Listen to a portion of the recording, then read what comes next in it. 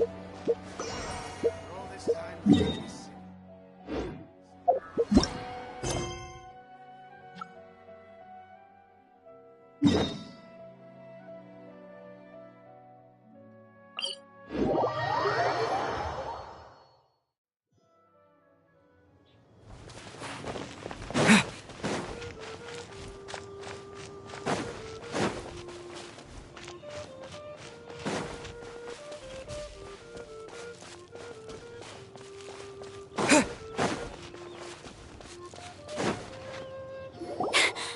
Sister Rosaria! So here you are! Choir practice is about to... I've told you already, I don't go in for that kind of thing. I've got more important matters to attend to. Oh, but this event has commemorative significance. The church hopes that all sisters will be present. Hopes? That's odd, 'cause I don't recall a fulfill the hopes of others clause in my job description. I mean, sure, but... But what? You're the event organizer, aren't you? Do you not find it the least bit odd? What do you mean? This far out from Mondstadt at this hour? Even if you set out right now, I'll wager you'd still miss the opening ceremony. Who knows? Maybe this is someone's grand plan to make a fool out of you.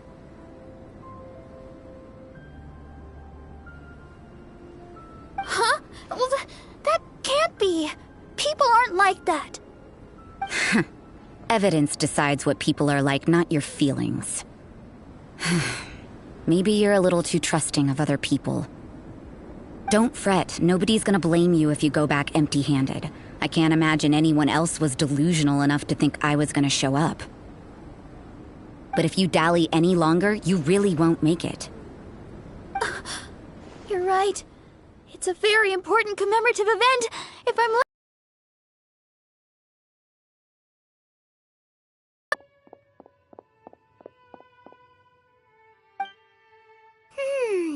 Seems like that sister's an expert in making people believe anything she wants. I thought I heard something. Who are you and why are you eavesdropping?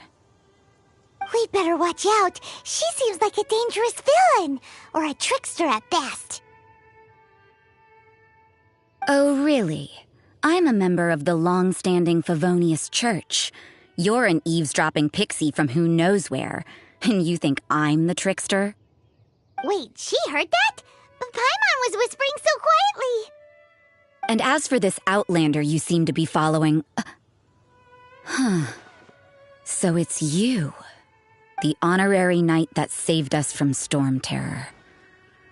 Well then, given your status, I won't press you on your reasons for eavesdropping. Otherwise, depending on your answer, I could have arrested you on the spot. What? Do the Sisters of Mondstadt have the authority to arrest people now? We can't go turning a blind eye to hidden dangers, can we? Why shouldn't sisters have a sense of justice? That doesn't sound right. But Paimon can't think of a good comeback. Let's talk about you. What are you doing in the mountains? If it's him you're after, I made a point of noting his tracks. Many people have made their way up after the snowstorm. Let's hope they're still there. So, are you also looking for him? No, this is just a professional habit of mine. I sensed elemental traces in these tracks. Never hurts to be vigilant. I couldn't care what you think. Come on then. I'd like to see what he's up to anyway. Rosaria said there were elemental traces in the tracks. They should show up pretty clearly with elemental sight.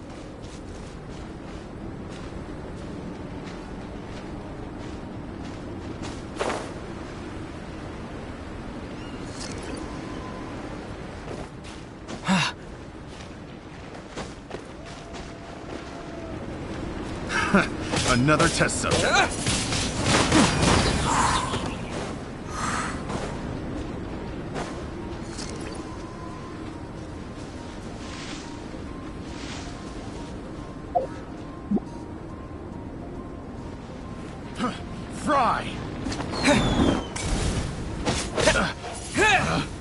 picked the wrong test subject.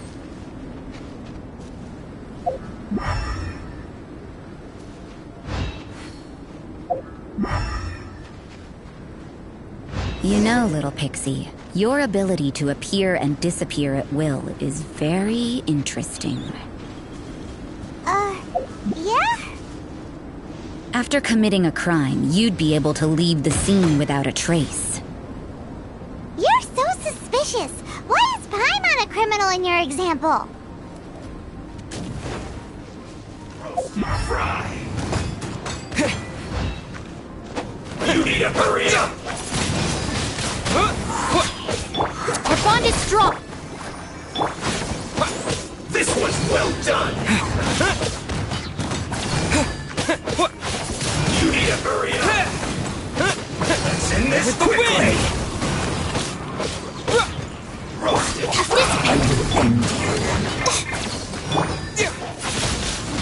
Windblade! Collect myself! Transfixed! This is where you fall. Go on! Laid bare!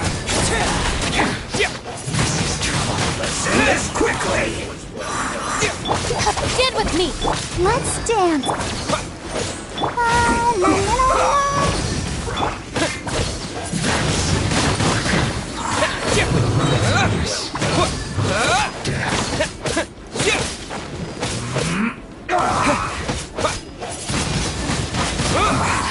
I guess this is it.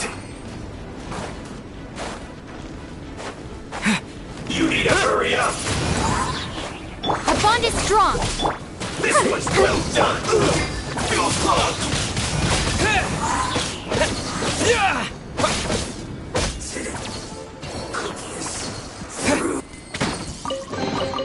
I'll keep this close.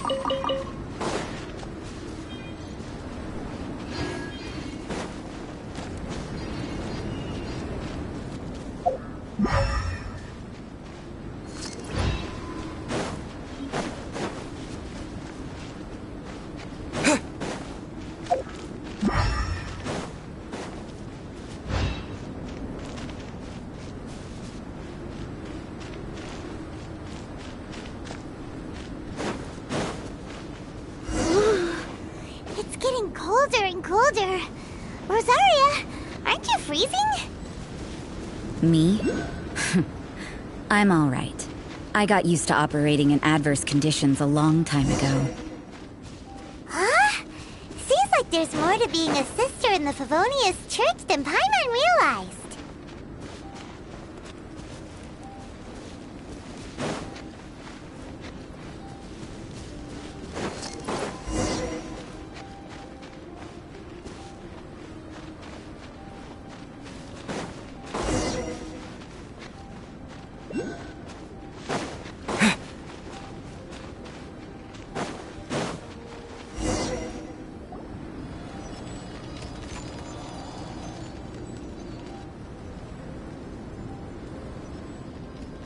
Is that Albedo? Why would he hang around a place like this? The word on the street is he loves painting. He'll hang around anywhere for a good landscape. The views and scenery here are pretty good. Potential paintings everywhere you look. But can't he see those hilichurls? Isn't he in danger?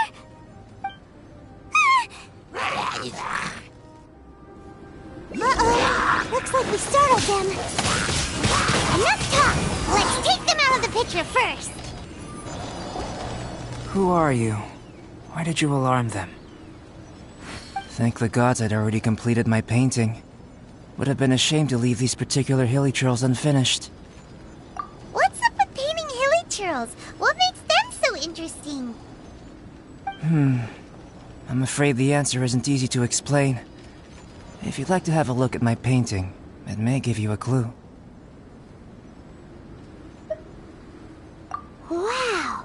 Look at the detail! But some of it seems to have been done in a hurry. You can find these hilichurls anywhere. Quite boring, in fact. Not worth closer inspection. But take a look at this specimen. The build, the coat, There's a distinct force at work here. In the cyclical lives of such primitive communities, such unique attributes are an indication of evolution at work. Evolution, the transition from nothing into existence, from the known to the Hold your horses. Something tells me we're in for a thesis and I haven't got the stamina. We found your man. I'm headed back. What? Don't you have any questions for him? Hey! What a weirdo. So Sister Rosaria brought you. Surprising. And I didn't have time to thank her. But back to the point.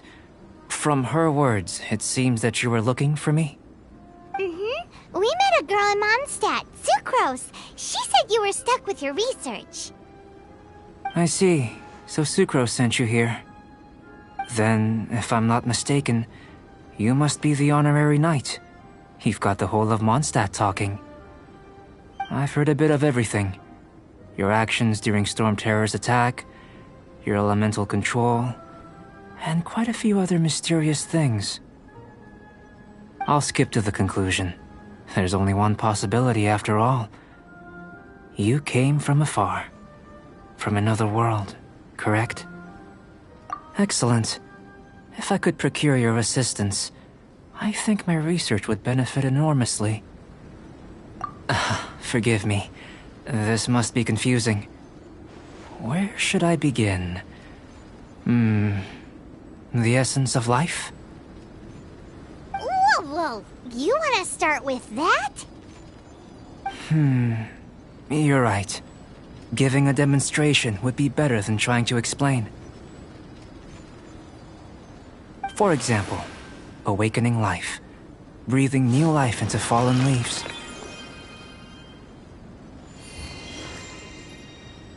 You can do that? However, I have a particular seed in my possession. The method I'm talking about has produced no results. It's like you, in that it hails from another world. Helping it to grow, to bloom. That's the problem my research is up against. That's where I need your assistance. Well, if you're struggling to figure it out, Paimon's not sure we're gonna be much assistance. I beg to differ. I'm unable to comprehend the intricacies of life outside of the known world. But you're not from the known world. By observing and researching you, I may just be able to find a way to get the seed to sprout. Shall we just get out of here? This sounds a little freaky. It's possible. But I will do everything in my control to ensure your safety. Time for a change of surroundings. We should be going. There's research to do.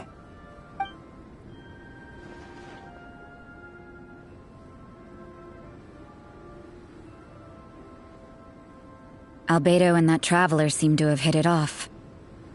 Takes a weirdo to know one, I guess. I wonder, does this constitute a risk to Mondstadt?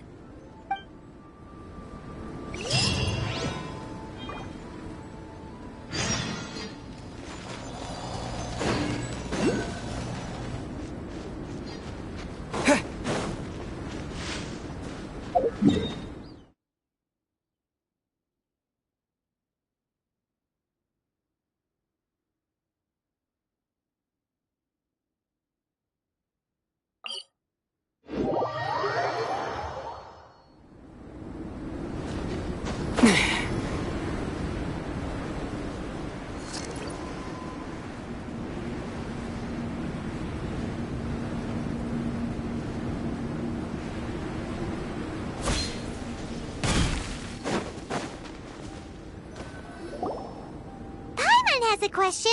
After the seed sprouts, will it grow into anything? I don't know. But I feel the importance will lie in the method, not the endpoint. Using alchemy to awaken otherworldly life into that would constitute a big leap in my understanding of the essence of life. After awakening, even creation may be possible.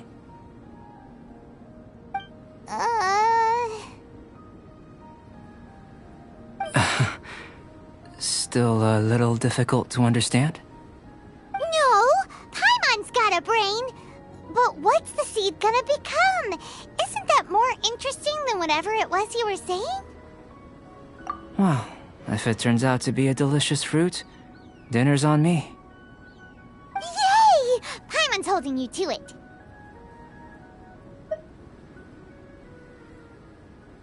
Well, let's just say I, occasionally have to look after a child. Another lengthy explanation, I'm afraid. I suppose it's one of the few non-alchemy related disciplines I'm any good at.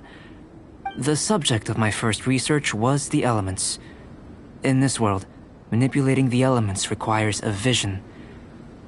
Though I can't see anything resembling one on your person. How you're able to freely manipulate elemental power is something I'd like to ascertain. I've got a few questions in that regard. Firstly, do you have any extra organs? A second heart? A fourth stomach? Things of that nature. Fascinating. And this floating child is connected to your body in some way? See the gap between us? And another thing, it's Paimon, not floating child.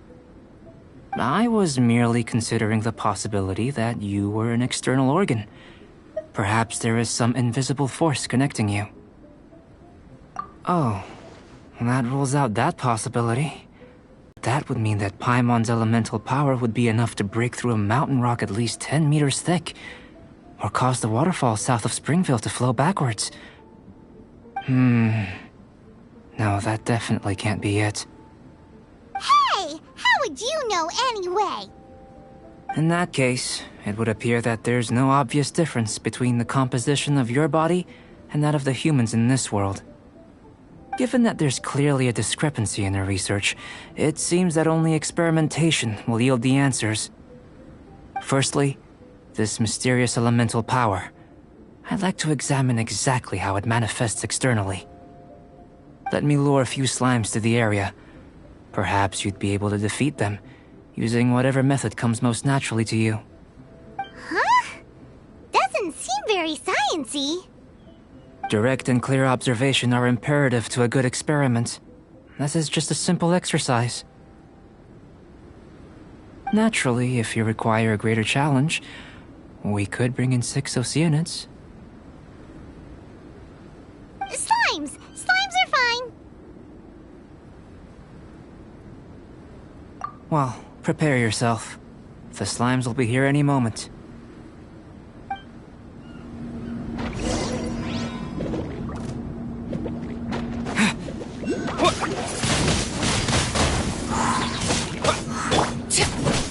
Overruled. Witness my rise.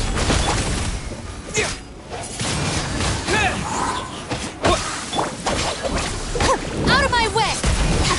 Ready, steady, go!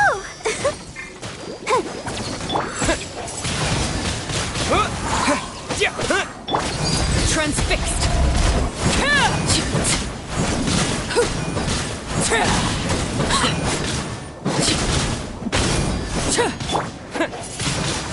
Windblade! Let the show begin.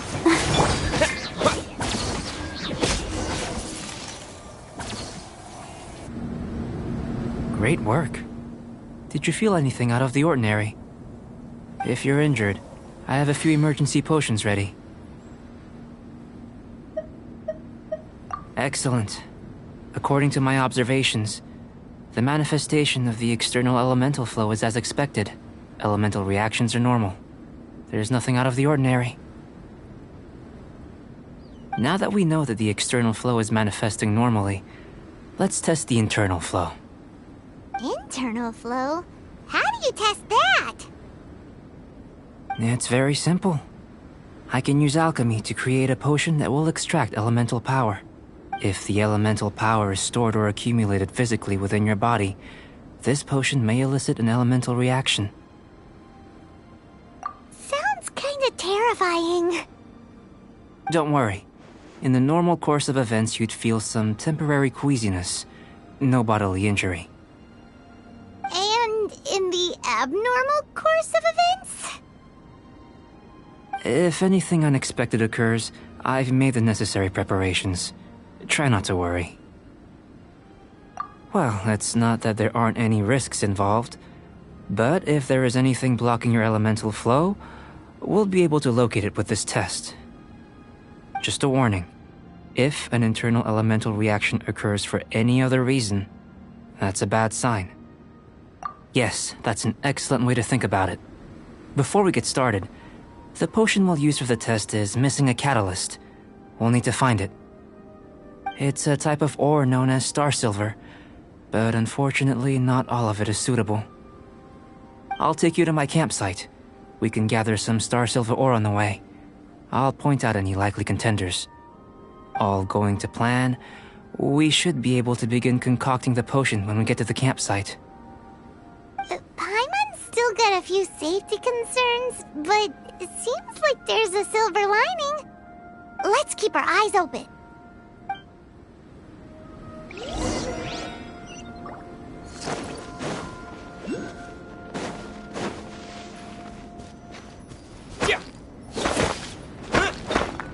Here.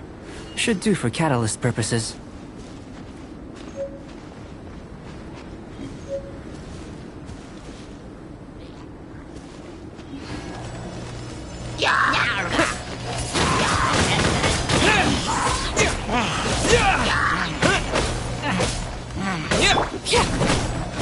Overruled.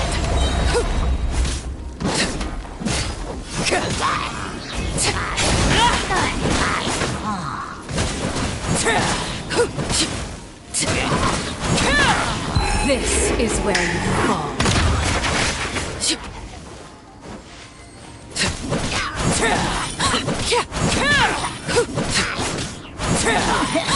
Transfixed.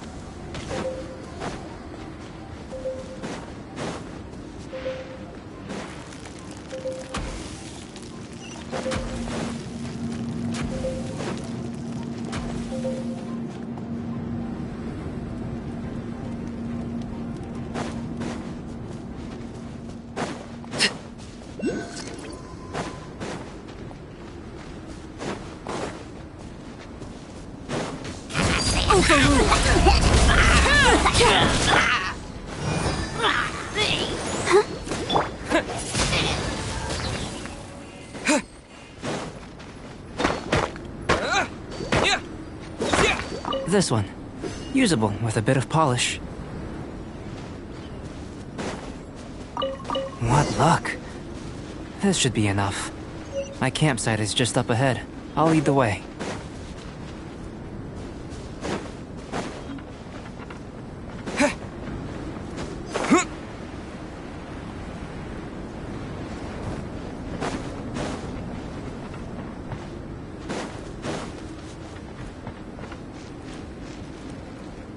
This is my campsite.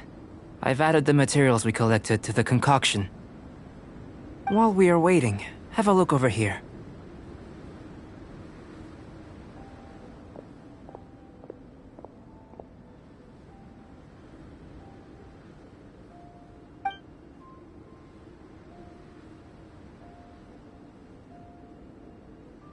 My assistant Timaeus here is helping me with my research.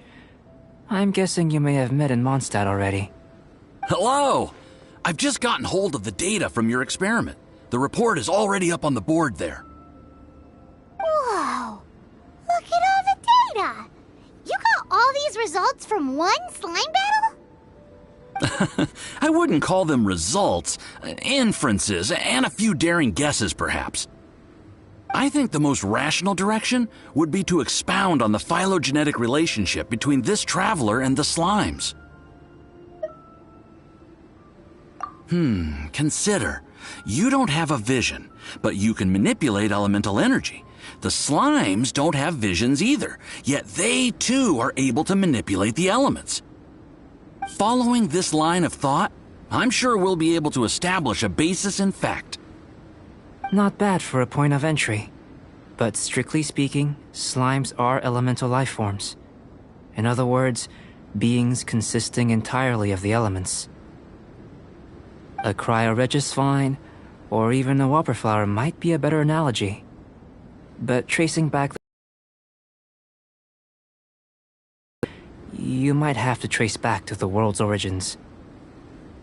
In that sense, things might get difficult, don't you think? Yes, sir.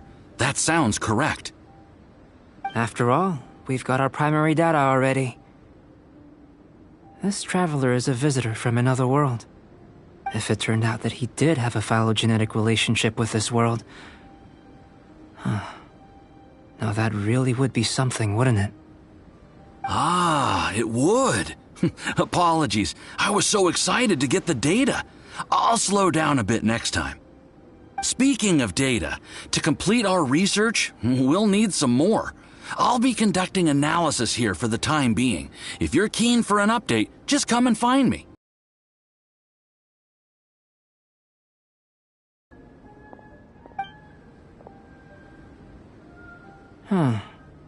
Looks like the potion's ready. I'll try a little first. If all goes well, I'll hand it over to you. In line with my expectations. Ready to drink. Remember to keep calm at all times, and breathe deeply if you feel unwell.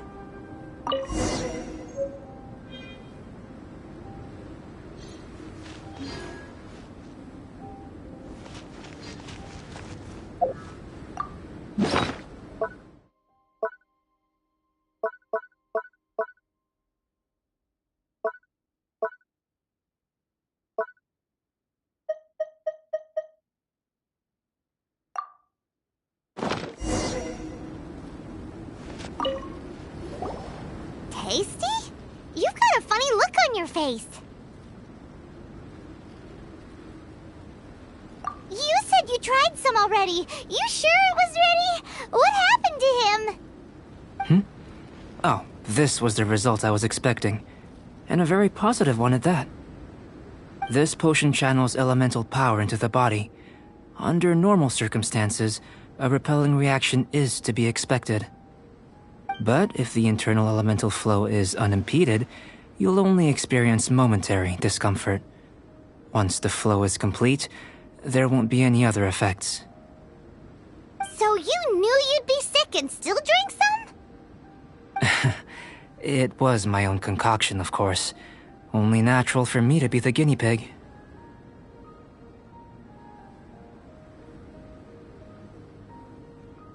But of course, you're my assistant. By all sense and reason, it would be wrong of me to place that risk onto you. In conclusion, I'd say we have our conclusion. As far as elemental energy is concerned, you're no different from anyone else in this world. Nothing peculiar. Aw, Paimon wanted something cooler to happen. Then again, better an ordinary result than a peculiar result. Peculiar results have a tendency to be of the undesirable variety. The good thing about ordinary is that everything is an object of reference, and everyone understands you. People are the same, they can understand, empathize, encourage, and support one another. When you're sick, a doctor can diagnose you because they are you. When something goes wrong, you can ask people who've made the same mistake for their experience because you are them. But a peculiar person, they don't have much recourse for the things we take for granted. The essence of their life is fundamentally different. For example, a human can't understand the life of a pyroregisvine or an Eye of the Storm. Have I explained it clearly enough? To sum up, this has been a positive outcome. Going forward, you can use your elemental power without fear. Timaeus, the results of the new experiment are out. If you could see to collating them. Just a moment, sir. I'll handle it. You gave me a lot to consider. Really stretched my limits. I'm thinking a lot clearer now. Having you down as an animal wasn't very precise of me, but starting with the premise of an elemental life form, now that was... Not bad. I think it's an interesting line of inquiry. Whatever the truth of the matter, I'd like your research at the fore as opposed to my judgment. You can count on me, sir. I'll extract a result satisfactory to all. Is he trying to join the Knights? He's starting to sound like a suck-up. What Paimon meant to say was, that's the spirit! Mr. Albedo, say something! Before we can proceed with our research, I need to... prepare something. Wait one moment. If you're interested, why not have a look around? It may help to pass the time.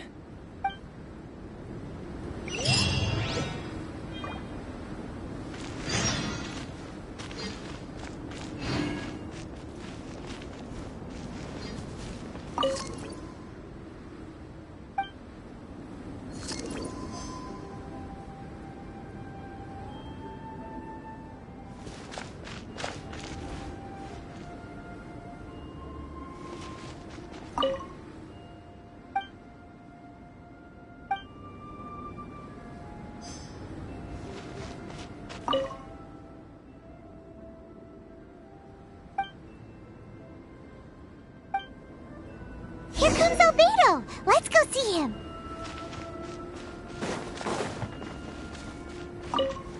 I'm back. Did you see anything interesting?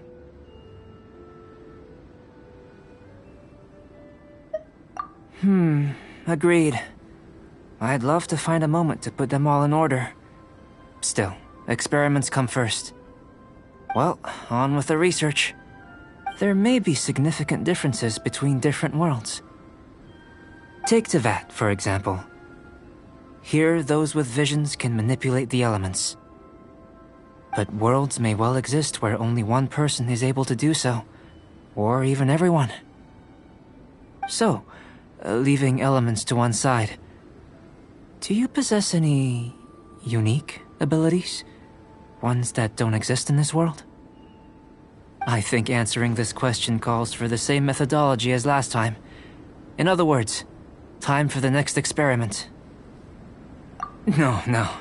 You shan't be required to exert quite so much effort this time around. Now, see this pillar here? Use your willpower to try and break it.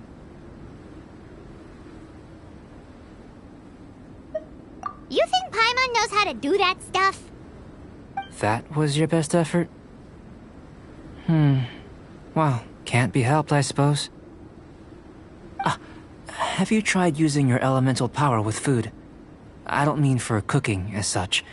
Rather, channeling your power into the ingredients themselves. I'm curious to see how the taste and texture respond. It may even help with proliferation. I suppose I have a curiosity for things that others find surprising. Anyway, why don't you cook us up a sunshine sprat? I've just finished preparing the recipe. Cooking? Paimon was looking forward to more mad scientist stuff. Not only is this recipe a staple for me, it's also worth experimenting with and highly nutritious. Paimon bets you're just hungry. It does sound yummy, though. Okay, Paimon approves. Good buddies are always on the same page. I'll leave you to it then. Looking forward to the results. If there's anything left over, maybe Timaeus can finish the last morsels. Paimon doesn't think we'll have that problem. How are we gonna channel elemental power into the food? Maybe try the willpower thing again. Where does it get these ideas from anyway? Let's just do it the old-fashioned way.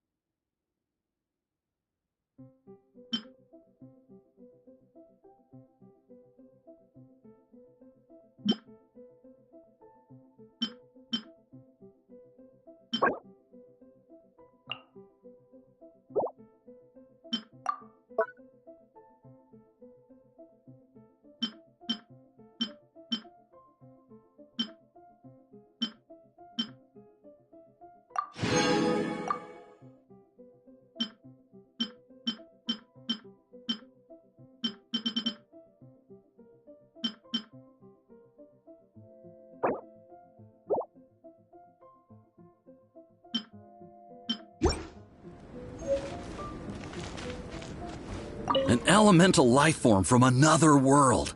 As soon as we have strong evidence, this may end up subverting a lot of alchemical theories. Albedo's research will see huge progress.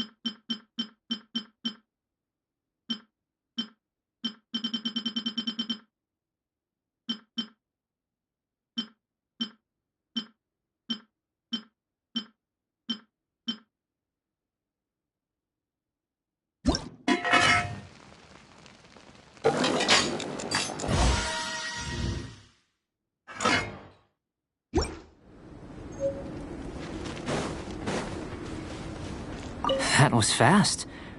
Looking forward to testing the results.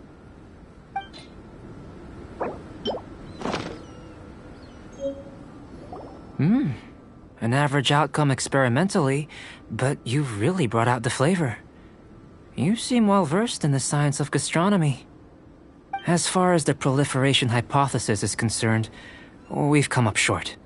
Seems like food presents the same headaches in your world as it does ours. Unless... could it be that the natural laws of this world are limiting your unique abilities? We just didn't know how to channel elemental power into the food. It's a little more complicated than adding herbs and spices, you know. Not to worry. At least we put some food to good use. No need to feel disheartened. And here's your portion. Enjoy. I can box it up if you like. Woohoo! Thanks! Glad you were paying attention. I can tell that you're good friends. Paimon was keeping an eye on you and your safety during the whole experiment. Not that Paimon would have been able to do much if things had gone wrong. But anyway. Hey! You were being nice a second ago! But you do have tasty recipes, so Paimon forgives you. And you're right, we are good friends. You have good friends too, right? Good students? Yes. I'm fortunate too, I suppose. Anyway, moving on to the next experiment. There are all manner of alchemical items here. Keeping them in their proper place is a challenge at the best of times. A while ago, I had the misfortune of misplacing a batch. I managed to retrieve the majority, but 2 vials have been evading me. Animal crystal fly elemental extract and electrohypostasis powder. Paimon's barely finished eating and you want us to go gathering again? Don't worry if you can't locate them. I was planning to replace them anyway. Though finding them would save me the hassle. If you had, say, a superpower, like night vision or vibratory sensing, lost property would be a thing of the past.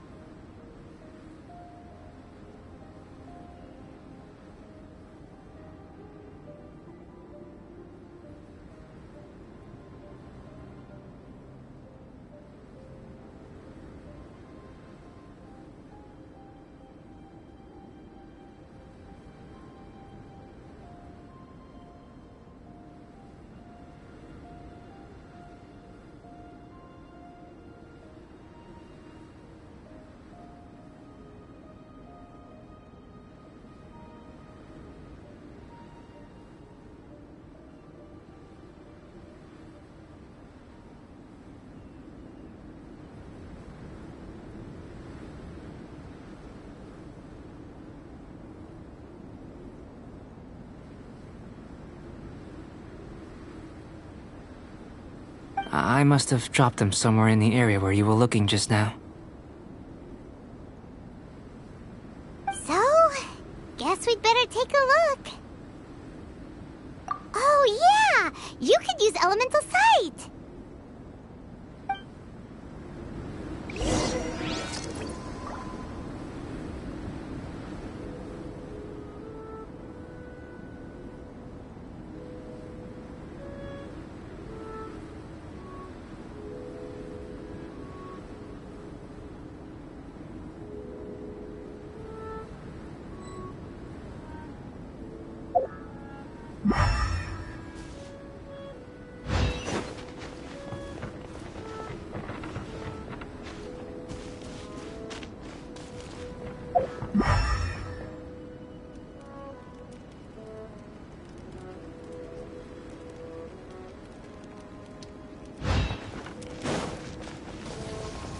This must be electrohypostasis powder!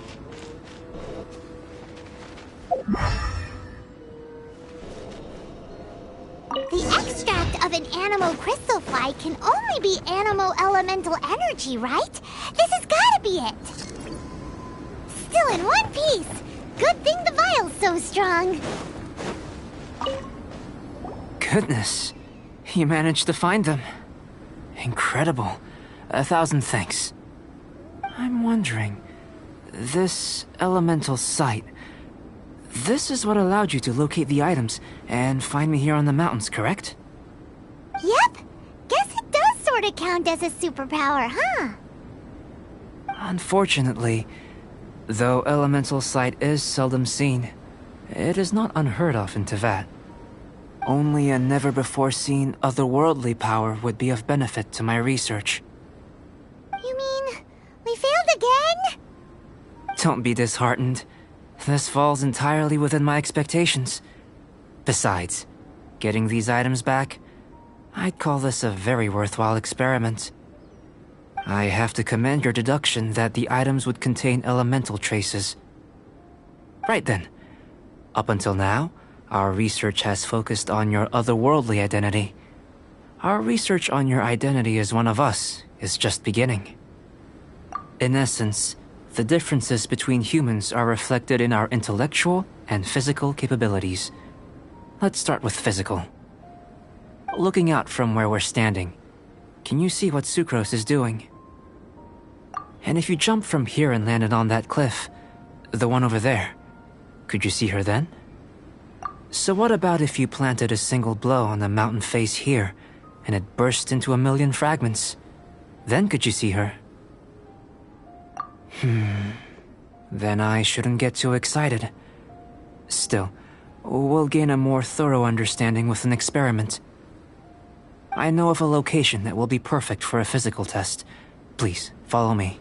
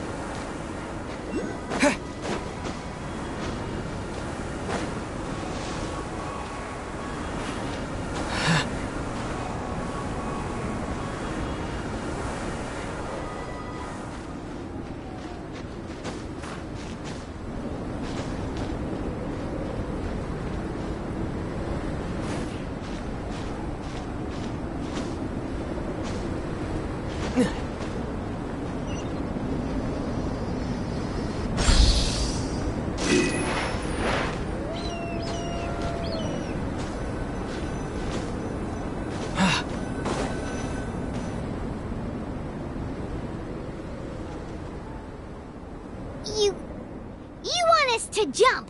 From up here? Not necessarily. Not if you know of a better method, that is.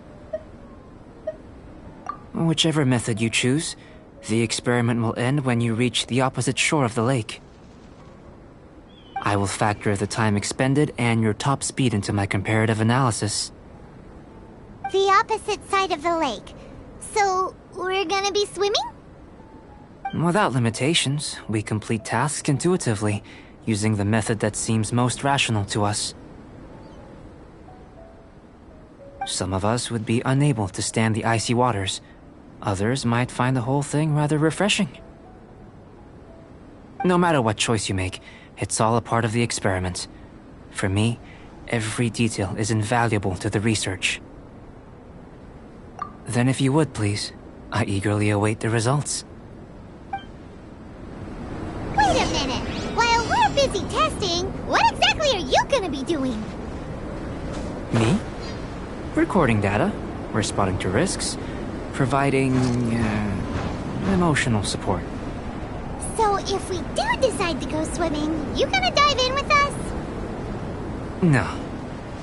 Unless you're thinking of conducting competitive research? Oh! Forget Paimon said anything.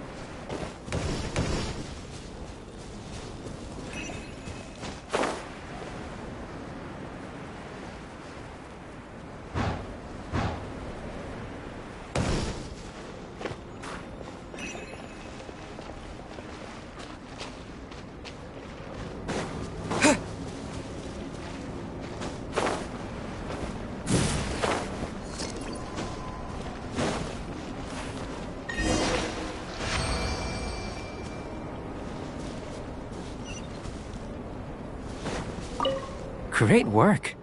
I've never seen a performance quite like it. Your reputation precedes you, Traveler. The data shows that you're easily outperforming the average citizen in Mondstadt. But you followed us the whole way without breaking a sweat! Me? Actually, I used alchemy to cheat a little. But anyway, if it turns out that the natural laws of Teyvat do not affect you, I should be able to make various inferences about the otherworldly civilization you belong to. If the natural laws of Teyvat do affect you, then I shall be able to make inferences into the kind of evolution that would occur under the absence of such effects. The innumerable possibilities that this could present, the captivating insights, it would be something to savor again and again. But how does this help your research? You've helped me to unravel many of the problems that were holding it back. When we return to the campsite, I should be able to show you something interesting. I may be about to make some analogies between you and a few unusual specimens. I hope you won't be offended. Gold, petrified trees, a sun 8 times the size of our own. The essence of the investigative process is enthralling, but such feelings are inevitably fleeting in nature. I'm willing to pour all my energy into research, and yet specimens are finite. As the unknown transitions into the realm of scientific understanding, the feeling of enlightenment is lost. All these things that start out as objects of fascination end up possessing the prosaic mundanity of a sunsettia or a sweet flower. They cease to be noteworthy. Oh, so that's why you wanted to paint those hilly churls? Because you got to see something new and interesting in the differences between them? Precisely. To quote my exact words from earlier, these creatures are, for the most part, quite boring, not worth closer inspection. There is precious little about them that serves to pique my curiosity now. So after all these experiments, are we gonna be, like, boring to you? Like some basic draft of a sketch? Of course not. You have been of great assistance to me, and I will remember this friendship for a lifetime. Now, before we head back to the campsite, there's one more experiment. Intelligence. Follow me. There are some other ruins nearby.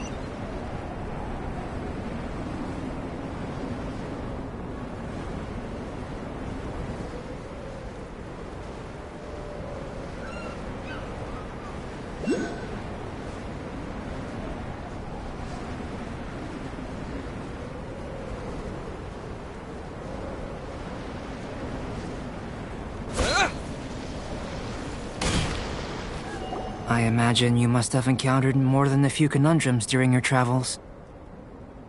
I'd like to observe your intelligence by means of a practical test of your capabilities, much as we did for the physical test.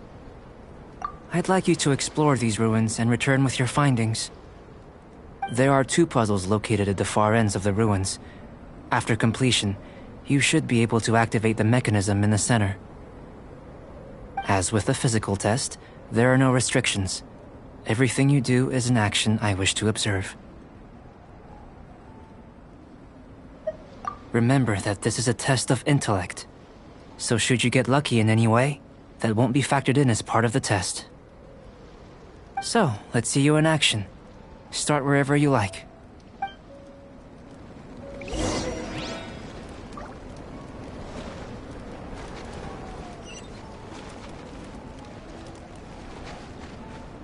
Sealy like these are a common sight in the mountains.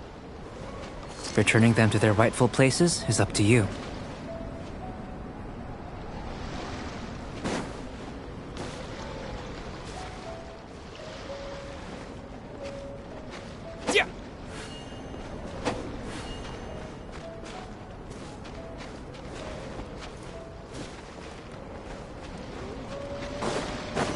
It's a complex environment, so proceed with caution.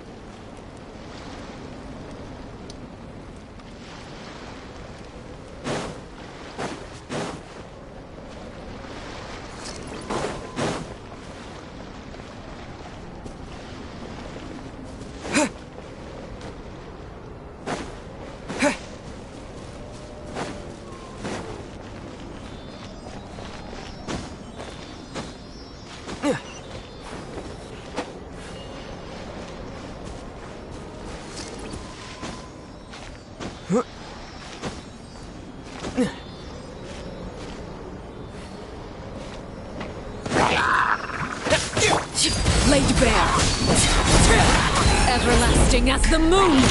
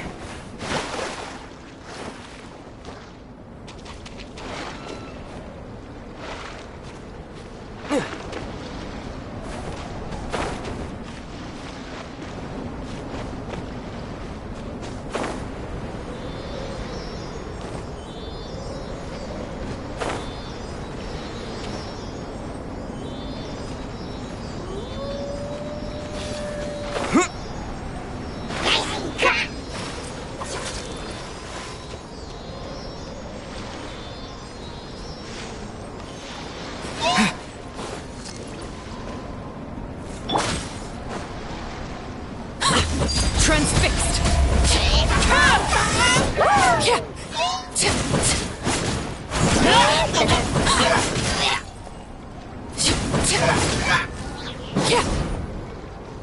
Let's dance.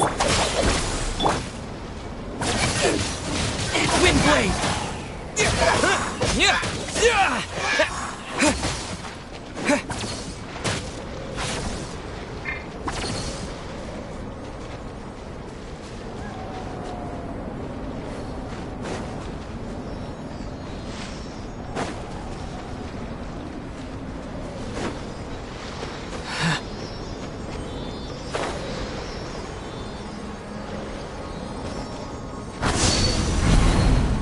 It should now be possible to activate the central mechanism. Finding out. Hey! Explaining things is Paimon's job!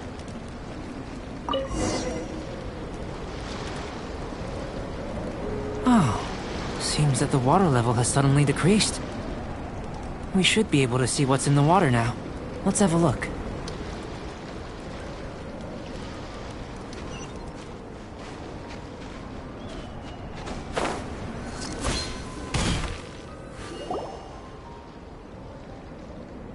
What's this?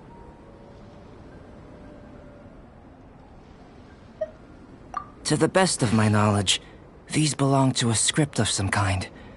They can be found all over Teyvat, but they've never given up their secrets. There's still a lot to learn about them. And as for why they should ever have come to rest here, a true mystery. Let me make a copy first. I'll make time to go over them in greater detail after our research. Another thing for the don't understand list. Unsolvable mystery this, weird experiment that. It'd be nice to get some cool results for once. Seems like if you want the reward, you gotta pay the price. I've truly gained a lot from all this. Comparatively, the little reward I can offer is too small to mention.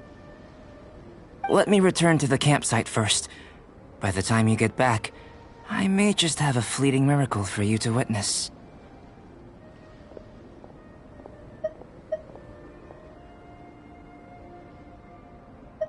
Paimon's kinda looking forward to seeing the result of all this brain ache. Unless you can think of anything better to do, let's head back to the campsite. Not so fast. You're not leaving until I'm convinced that nothing dangerous is going on here. You didn't leave the mountain? I most certainly did not. And I've witnessed everything that you and Albedo have been up to. I must say, you let your guards down. Or maybe you were drawn in by his compelling-sounding hypothesis and friendly demeanor. Taking orders from a complete stranger, drinking anonymous potions, participating in all kinds of strange experiments? I'd sooner believe you were tricked than that you would be so naive. Or perhaps, you were colluding from the beginning. Sister Rosaria's guard's so high, she can't even see over the top of it. It doesn't matter what you think. He could be a saint for all you know. But I understand him a little better than you, Outlander. I'm only concerned with one thing. Whether his alchemy has transformed you into something more sinister. No way! Paimon would have sensed it. And anyway, he didn't even use any alchemy. With an alchemist of his level, you wouldn't sense a thing. In any case, I'm not about to let a potential threat back into Mondstadt. So, what are you gonna do? I've got to hand it to you. You have your moments. If I can be sure that nothing you came into contact with is dangerous, that's good enough for me. I've investigated everything else. The only items left on the agenda are these symbols. But we don't even know what they mean. That much is true. Not to mention, seems like there's nothing more to them. But for insurance purposes, I'd better make a copy. This is now a location of interest. Regular patrols should be set up here. Now then, all things considered, I deem that you pose no immediate threat. Which is what I was hoping. I would have been one very unhappy sister if you'd made me work overtime on your account. Overtime? Before we go our separate ways, Outlander, a word of advice. Don't be so quick to trust Albedo, and don't repeat the same mistakes that you did this time. You made a lot of rash decisions today. She's gone! So stubborn. Mondstadt doesn't have many people like that. Huh.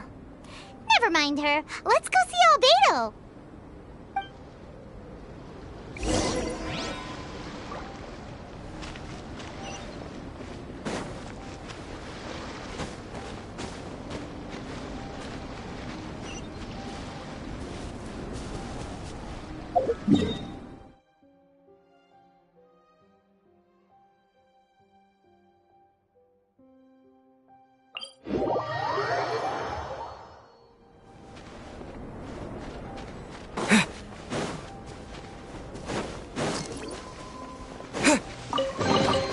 I'll keep this close.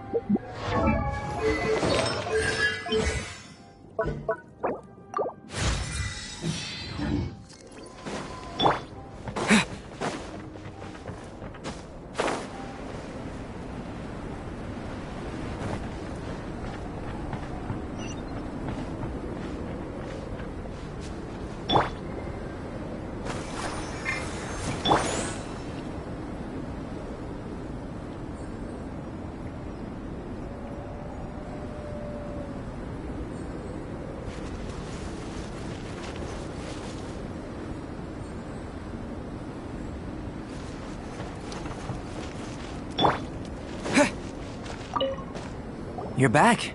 Good timing. I've just about reached the conclusion. You took quite a while. Did you get held up on the way back? I wouldn't worry. She's just doing her job. Time for the results. We got a myriad of data today, and it was very difficult to finish all the research in one go. But the integral preliminary conclusion that I can offer you is you're very much like a human from this world. You couldn't tell that just by looking? We spent all day working our butts off for that? Please, I understand that this may have seemed self-evident to you, but in fact, nothing in this world should be taken for granted. Have you ever considered that the world of Teyvat may have a natural hostility to Outlanders? I mentioned the natural laws of this world.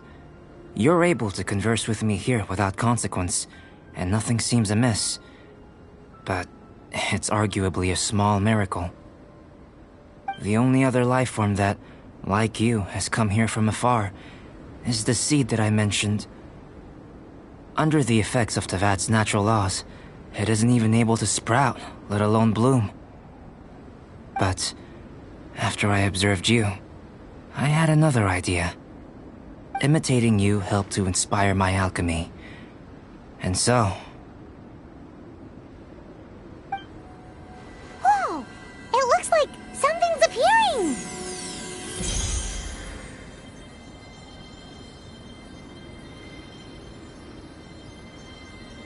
The transition from nothing into something, from shoot to stem, and now to fruition. Is not nurturing otherworldly life also nurturing the world itself? Aww.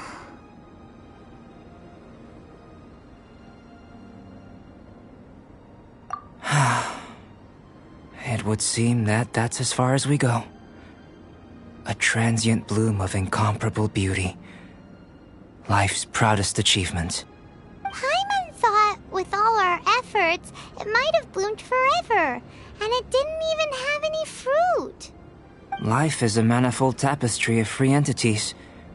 Its value shouldn't derive from how long it stays with us. Even a momentary burst is precious. A short life can be well lived. A life lived efficiently, lived to perfection, is necessarily one unburdened by loneliness. So, do you understand what I meant about us conversing here arguably being a small miracle?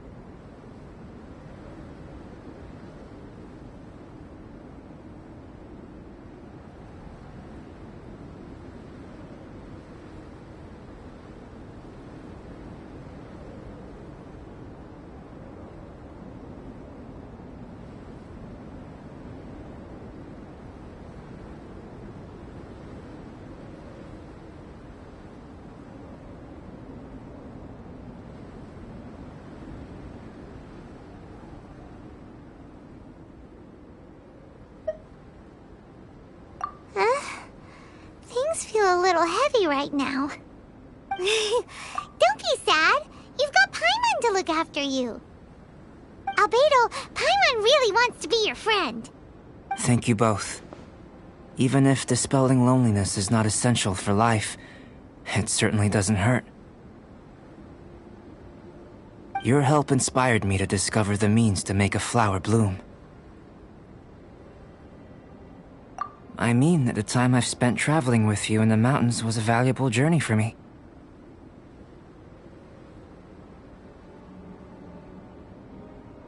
In the future, if the need arises, can I solicit your help again?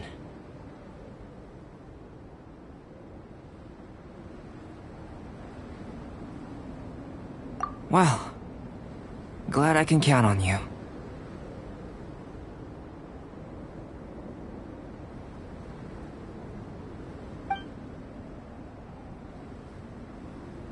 I made a point throughout of telling him how ordinary the results were. But what was that sediment I saw forming at the bottom of the vial? It should not have been there. What could it mean? Those born of Earth are bound by its imperfections, but those born of peace, you and I are alike, both composed of a substance that has yet to be fully defined.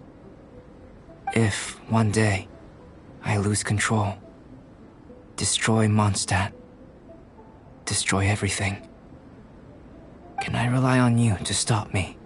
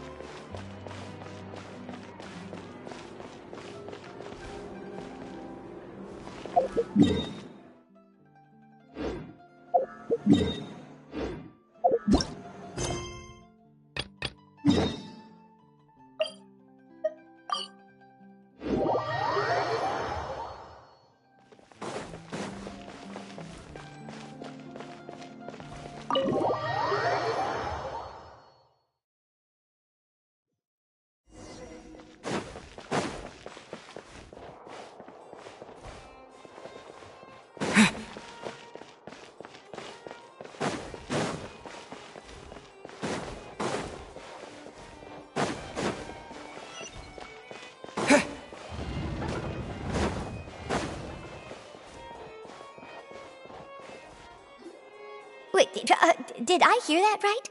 Monsieur Neurvalette, are you sure you'd like to take over the case yourself? That's right. No, but why? Technically speaking, cases like this are better left to the guards. Neurvalette! Sidine! Hey there! What are you two talking about? Traveler in Paimon, please help me talk our Chief Justice out of this. He wants to investigate a case on his own. This is completely unprecedented. How can we have the Udex acting like a private detective? I trust that you'd be able to work that out with how well connected you are, but I must apologize. I do not plan on relying on anyone else's help for this matter. So, what is it exactly? It sure sounds serious if it's something you've got to investigate personally. A Melusine named Kiara received a threat letter. And then? That is all the information I have acquired at this stage. Huh? I have no idea why you're so hung up over this. I've checked the schedule in advance, and it seems like there aren't any trials today. So, if you insist, I have no objections. Thank you for understanding. Then I shall return to my post for now. Should anyone visit while you are away, I will be sure to make a record of it. I sincerely hope that you will return soon.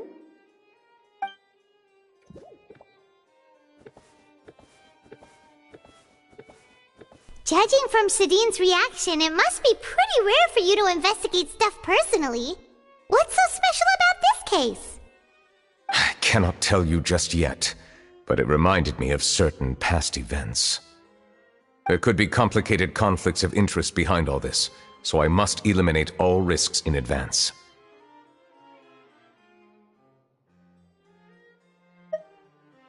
Come on, stop being so secretive! We still have no idea what's going on! It is not my intention to keep you in the dark, but I need some time to revisit those memories and collect my thoughts. Long story short, a little more than 400 years ago I became the Iudex of Fontaine and initiated a series of institutional reforms. There were few people I could trust, but I had two subordinates who were exceptionally trustworthy and capable. Carol, a Melusine, and Vautrin, leader of the Special Security and Surveillance Patrol. They must have been amazing people to receive such high praise from you! Indeed. Unfortunately, I wasn't able to protect them. The reforms damaged the interests of some, and the more conservative faction took advantage of Carol's identity to instigate political unrest. Ultimately, they wanted me to yield more of my power. The incident resulted in Carol taking her own life, and Vautrin being exiled. From then on, I've been especially careful when dealing with cases related to Melusines.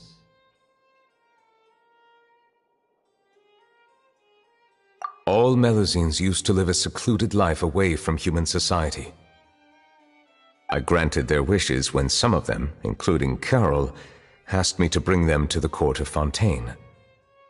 Many common folk believe that I share a special bond with the Melusines, and whatever they do can be traced back to me. Some of them, especially those who hold a grudge against me, exploit that belief and stir up conflict over Melusines in an attempt to lay the blame on me. I have nothing against the opinions of others, but the moment a whirlpool of conspiracy forms, it inevitably affects the innocent. It has already happened once, and I want to make sure it does not happen again. Even so, why do you have to be the one investigating? There's the guards, the Marechaussee Phantom, and the Special Security and Surveillance Patrol. Aren't they more than enough to figure out what's going on? Based on prior experience, there is a high chance that those who hold hostility towards me do not belong to the same department. The political system of Fontaine is relatively complex and involves the interests of multiple different factions. However, since I am technically an outsider in Fontaine, a lot of trouble could be avoided if I personally took on the case. Outsider? But aren't you the Chief Justice of Fontaine? Why would you be an outsider? I understand where you are coming from, but there is not necessarily a connection between my responsibilities and how I perceive myself. You know very well about my true identity, and have even met others of my kind in other nations. Even though I was born with a human form, there is a fundamental difference between dragons and humans. Taking on the role of Chief Justice does not make me a part of this community. In fact, the status I was granted has prevented me from forming deeper bonds with others. I have lived in Fontaine for a long time, but I do not belong here. That is why I call myself an outsider, a fish out of water.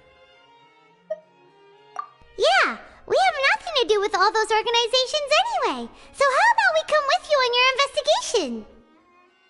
Let's team up and round up all the bad guys lurking in the dark. That does not sound like a bad idea. I rarely investigate cases on my own, but with professionals like you around, I'm sure it will go a lot smoother. Oh, Paimon's starting to get a little embarrassed. Just leave it to us. Let us go. We should visit Kiara first and try to gain a better understanding of the situation.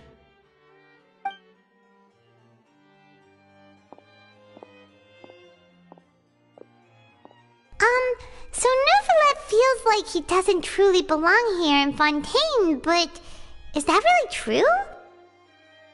Paimon feels like he has a kinda skewed perspective on a lot of things. Anyway, let's catch up with him first.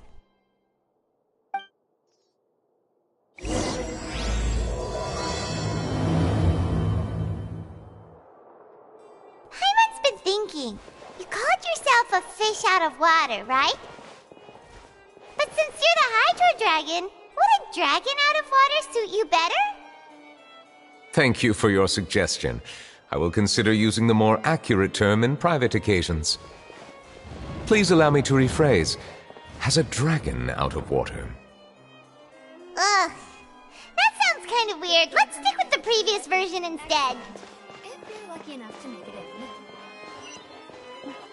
Leaving the Ministry of External Relations was definitely the right decision.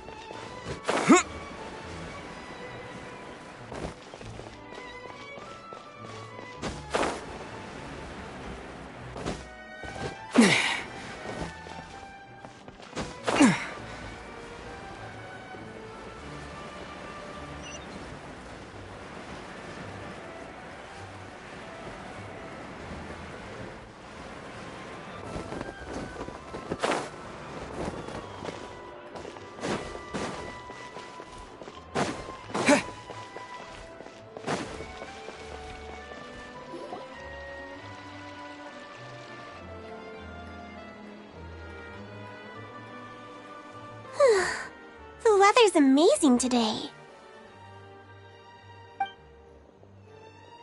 Kiara. Huh? Monsieur Neuvillette! And you are? Oh, I remember. You're the Traveler and Paimon. I've heard about you. Aw, she's adorable! Hey there, it's nice to meet you. Thanks for the compliment. Is there anything I can do for you? I heard from Sidine that you received a threatening letter. A threatening letter? Oh, right! I remember now.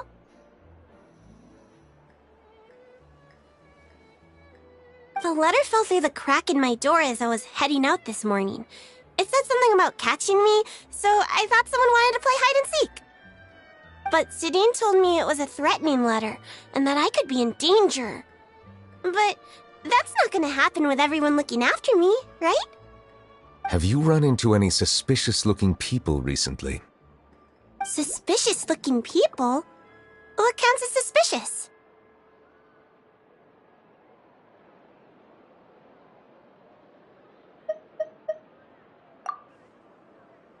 Ah! Did you think of something? Nope. I don't remember meeting anyone like that. Do you still have the letter with you? I want you to show me what it says. Oh, let's see. Found it. Now then, get lost. If you don't leave the Maréchaussée Phantom, I will come and catch you in person. Don't say I didn't warn you. A simple threat. Neither the handwriting nor the content itself reveals anything about the writer's intentions.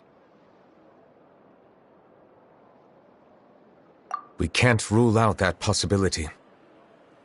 Since you can't think of anyone suspicious, I will be heading back to the Palais Mammonia to review some official documents. Kiara, you should come with us. It's safer if you stay close by.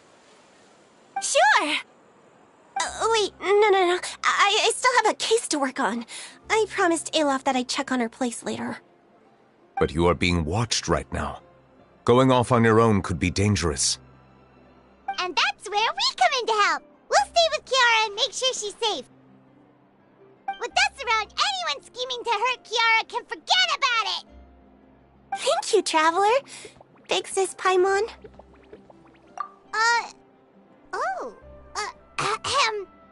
Don't worry, your Big Sis Paimon is super strong! All right, let us go our separate ways for now. Please take care of Kiara. We'll take her to a lost place right away! See you around! So, Kiara, how old are you? Let me think. 1, 2, 10?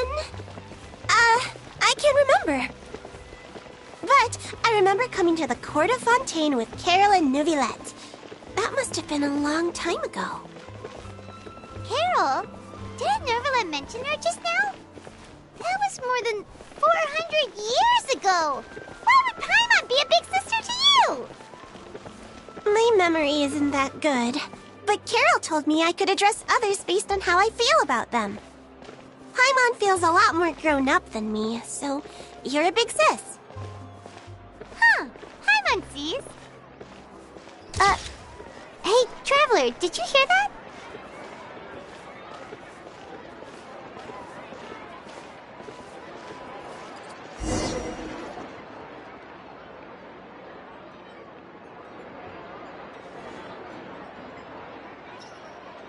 Strange. Paimon felt like someone was following us. Olaf! Kiara, you're here. Huh? Wait, aren't these two... Oh, they're the Traveler and Big Sis Paimon. I thought so. What brings you here? Did you run into any trouble? It's not really trouble anymore with us around. May I begin inspecting the store as planned? Of course. Go ahead.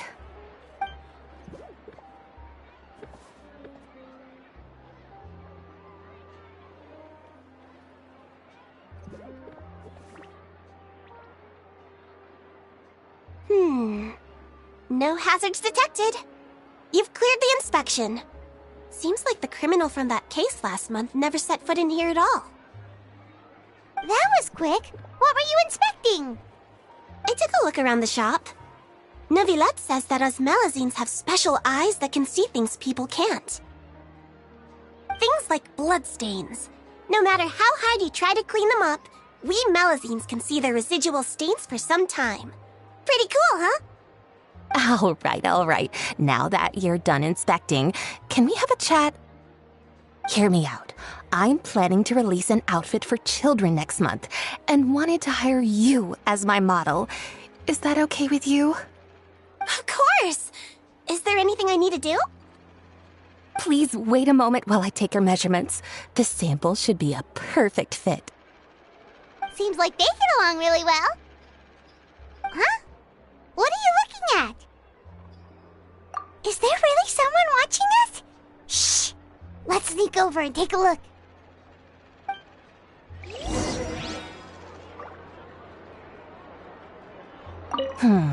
I think light and frilly clothes look best on you. You definitely look cute wearing them. I love them too! Especially the soft and fluffy kind.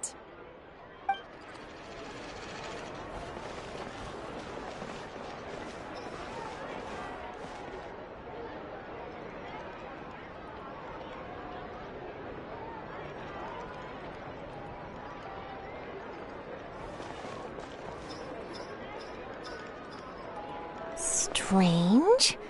Why isn't he back yet? Gotcha!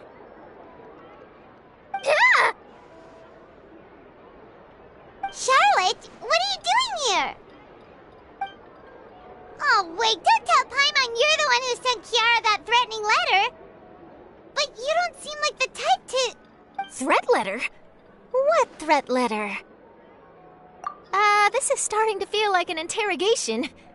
Okay, I'll be straight with you. I don't know the slightest thing about that threat letter you mentioned. I only wanted to follow Monsieur Nouvelette and request an interview with him. You want to interview him? That's right. I'm not the only one, you know. Interviewing him is every journalist's dream. But it's not an easy task to accomplish. The Palais Mermonia rarely accepts appointment requests from us, and we never have the chance to interrupt when the court's in session. So imagine how surprised I was seeing him out on the streets today. It seemed like you were investigating something too. The perfect opportunity to whip up an exclusive, don't you think? Of course, I'll make sure to turn in my manuscript to him for review. I have my principles, and I'd never publish an article without the consent of all parties involved.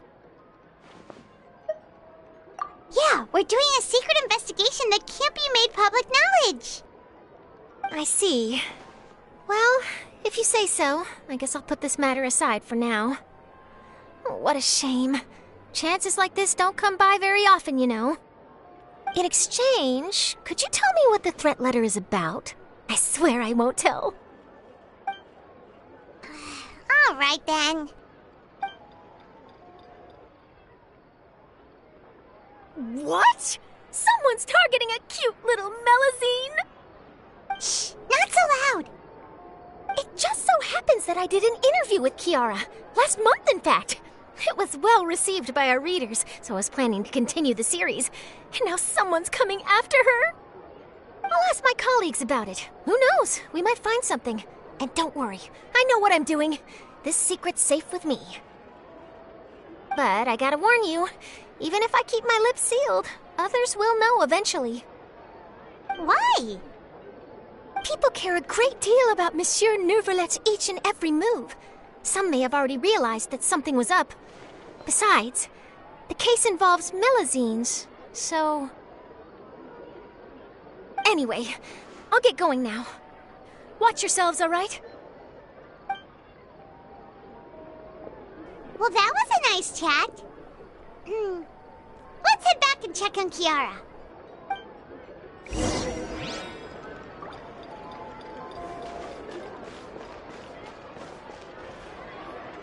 What do you think? The design looks pretty good, huh? I think it's great! Huh. It's very pretty indeed. Harad! What are you doing here? It seems that you just showed up out of nowhere.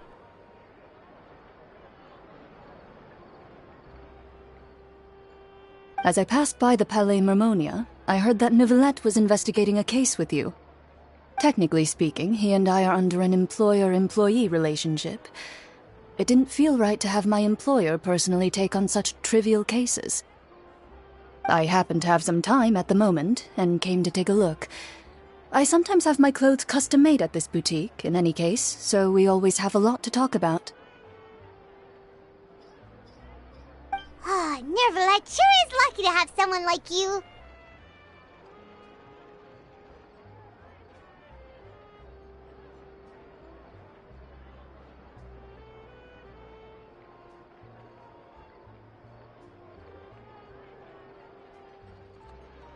Leave this to me.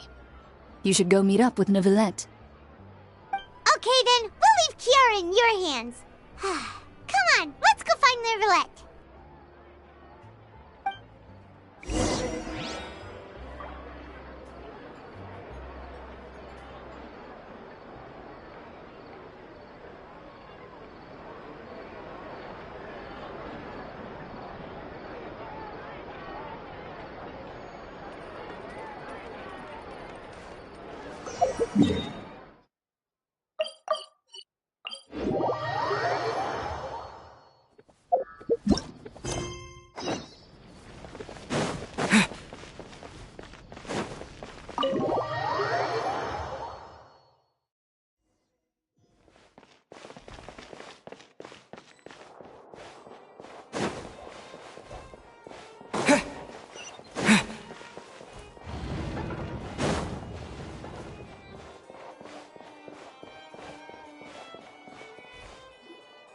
Oh, you're back. Is everything all right? We ran into Cloran. She offered to help us protect Kiara. That is good to hear. I trust her abilities. It looks like Kiara is in good hands. We thought so too. Well, did you find any leads? I've been looking over the case records, specifically inspection reports submitted by Kiara and major cases I've judged over the past decade.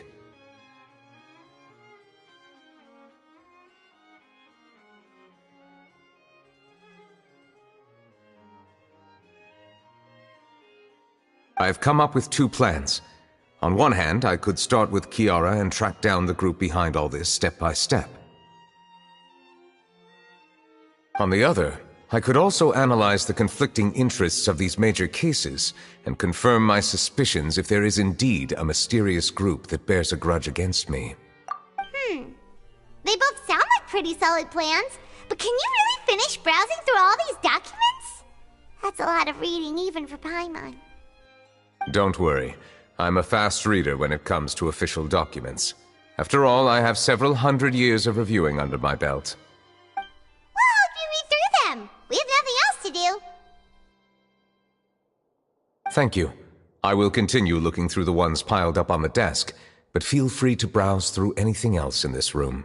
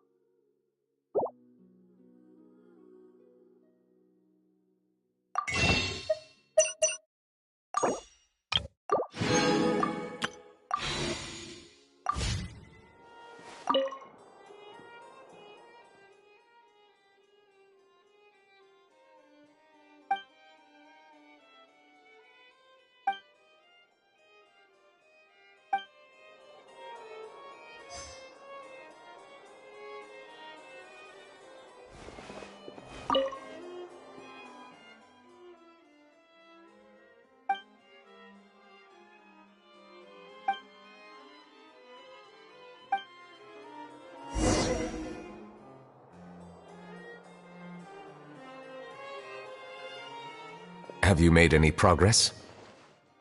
We skimmed through some of them, but there wasn't anything useful. Oh, there are so many documents lying around. Just how many cases have you handled?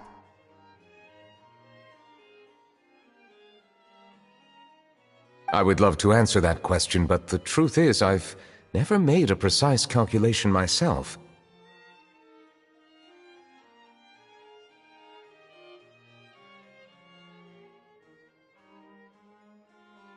If memory serves me right, there should be at least 100,000 cases.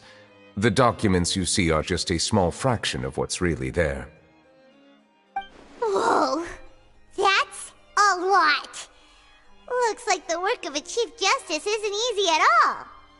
That might be how it seems from another's perspective, but trials and official duties are, to me, simply routine. There are many documents here. Take a break if you are tired.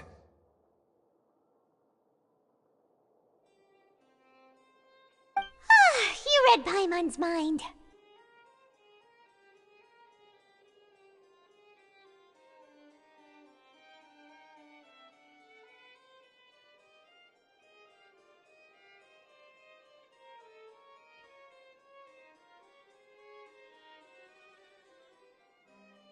All right, let us take a break then.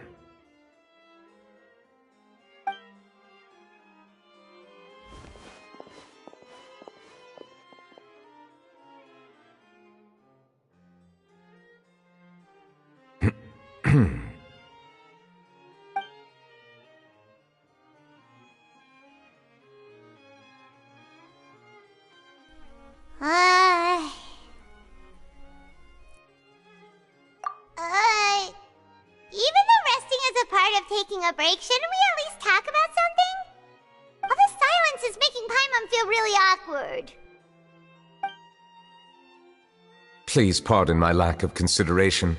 People rarely come to the Palais Mermonia for matters outside of work. To be quite honest, I am not sure what we should do. Would you like to have some drinks, perhaps? You must be thirsty after all that work. Ooh, drinks! Thank you! Paimon wonders what Novelette likes to drink. Oh, maybe he's a fan of really fancy wines. He seems like the type of person who'd own an entire winery. You know, like D-Luke.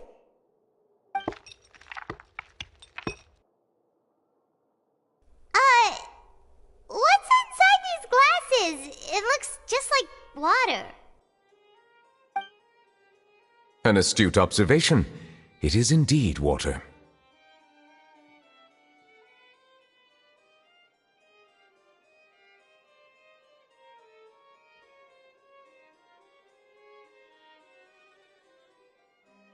So it's just plain old water?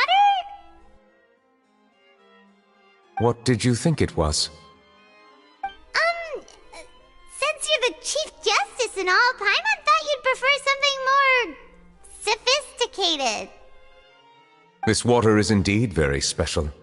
It would not be an overstatement to call it sophisticated. Huh? I believe you've already tried Fonta. In fact, there are many other drink factories in Fontaine, including those that specialize in packaging pure drinking water.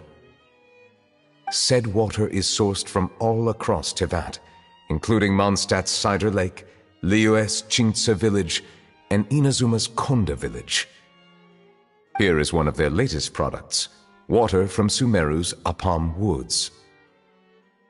If I were to comment on their mouthfeel, the waters of Cider Lake warm the heart. The waters of Chintsa village have a poignant touch, while one might call the waters of Konda village placid. Distinct differences exist between the waters of each area. You will appreciate their intricacies once you taste them carefully. Really? Let Paimon try!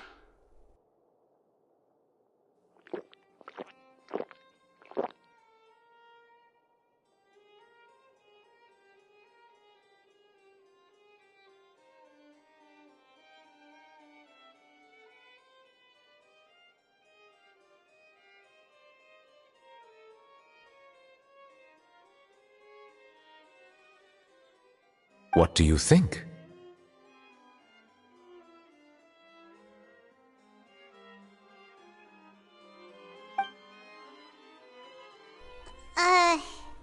Nope. Paimon couldn't taste any difference at all. Isn't this just normal water? How regrettable. It seems like you still have a long way to go in refining your tastes. Hey, this doesn't have to do with refining our taste.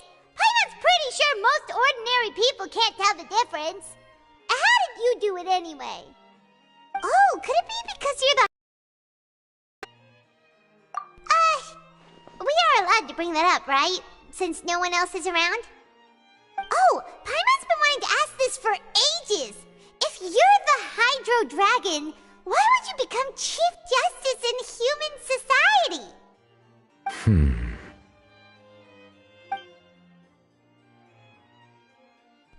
Sorry. Paimon was just curious. You don't have to answer. There's nothing to hide. I was simply organizing my thoughts. I accepted this position because I wanted to seek out answers to questions that have perplexed me. Questions? Are there really things you can't figure out? Many, in fact. But the one question that puzzles me the most concerns my own existence. In essence, I neither know why I was born in this form, nor do I understand where my long life should take me. For a long time, my memory was rather incomplete. With regard to the primordial sea, for example, I used to only be able to vaguely recall its connection to me, but I was unaware of what that connection was exactly. Perhaps the elemental dragons of other nations may have some form of an answer. However, they are scattered across all of Teyvat. Abruptly visiting could very well pose an unpredictable risk. True. Some of them have very unique personalities, too. I have been holding on to these unanswered questions for a long time. But there is one thing I've discovered along the way. My emotions easily resonate with those of others. Even I don't have the slightest idea what they mean. My guess would be that there are at least some similarities between humans and myself. By observing their behavior, perhaps I could one day understand the meaning of my existence. Have you made any progress then?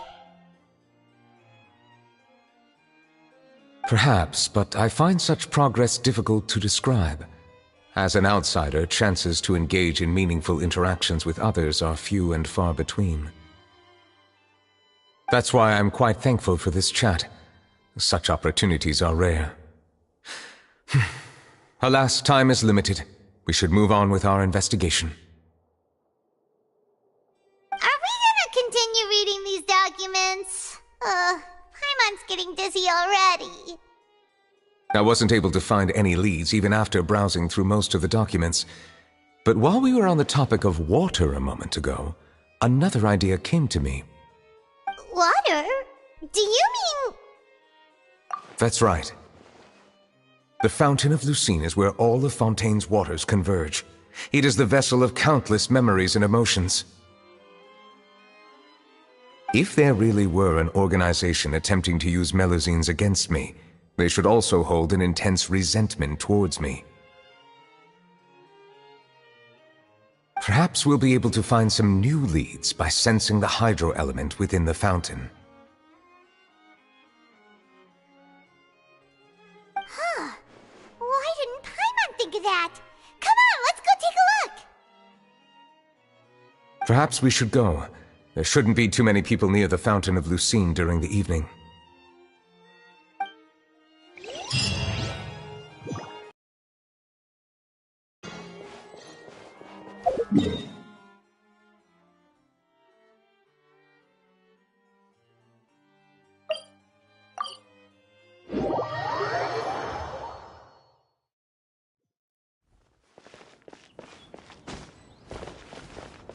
Monsieur Neuvillette?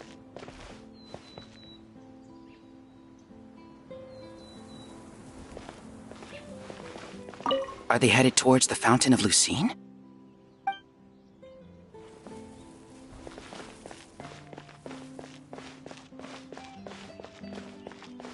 I probably shouldn't disturb them. I wonder what's going on.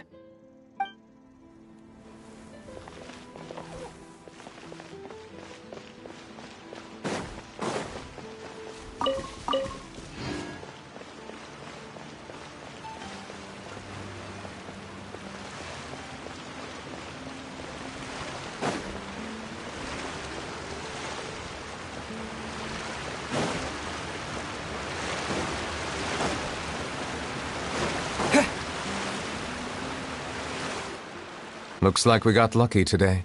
There's hardly anyone around. What should we do next? Oh, Traveler, can you still hear the voices from the fountain? Perhaps leave the investigation to me. I need you to take a few steps back and keep a safe distance. A safe distance? Nicolette, what exactly are you... Whoa, it's glowing!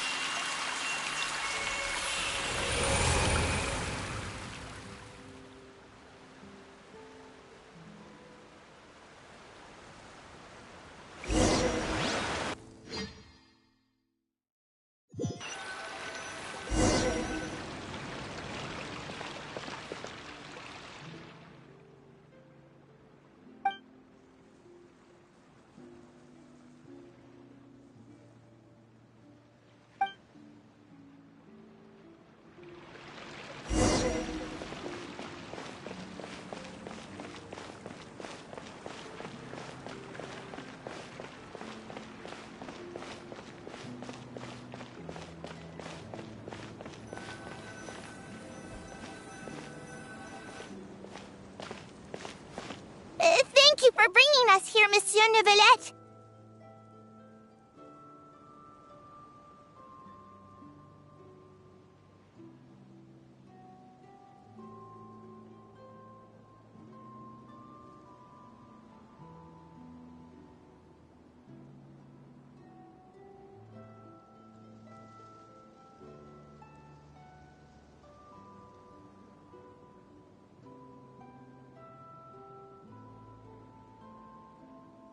The Court of Fontaine is truly incredible.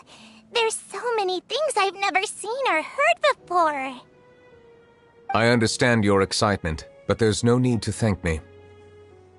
Although I have responded to your wishes, it was not without personal interest. Melusine's special sight make them especially suited for joining the Maréchaussée Phantom.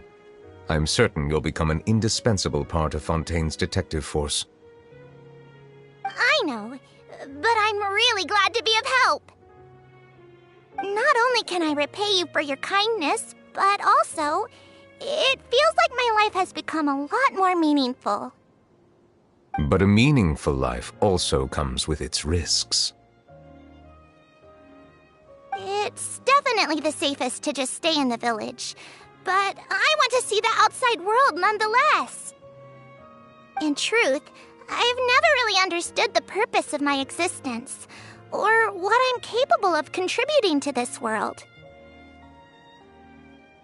For almost 20 years, we've stayed in our village without finding any answers. That's why we wanted to leave our village and look for the meaning of our existence elsewhere. I understand your confusion. In fact, I feel the same way.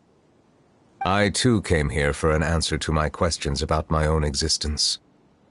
Really? Could you tell us what we should do to fit in as you did?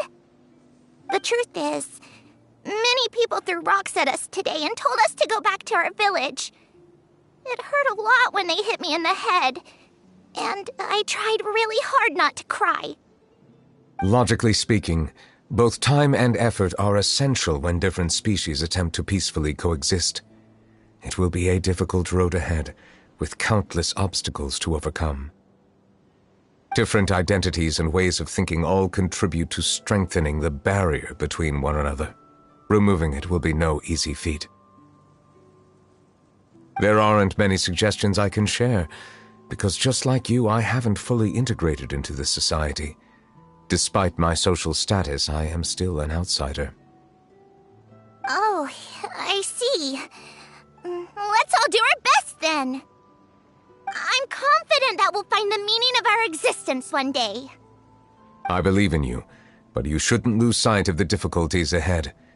If you run into any trouble, I suggest that you inform Vautrin, the captain of the Special Security and Surveillance Patrol. Huh? Is he the person I met in the Palais Marmonia earlier? Yes? Do you have any concerns? That stone-faced human. He didn't even bother to look at me when I tried talking to him. It felt like he wasn't interested in anything but work. He is an earnest man. There will be plenty of opportunities to work together in the future, so please try to get along.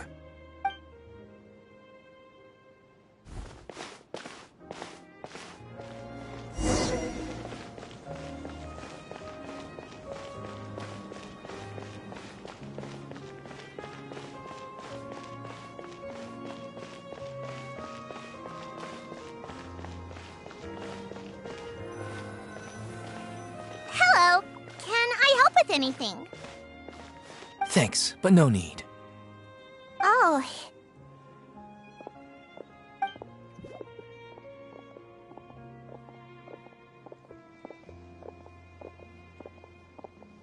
Hello, I'm Carol, a Melazine. Is there anything you need help with? Get away from here! I'm calling the guards!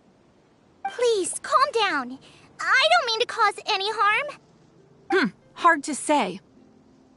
Yeah, we should probably stay away from these monsters.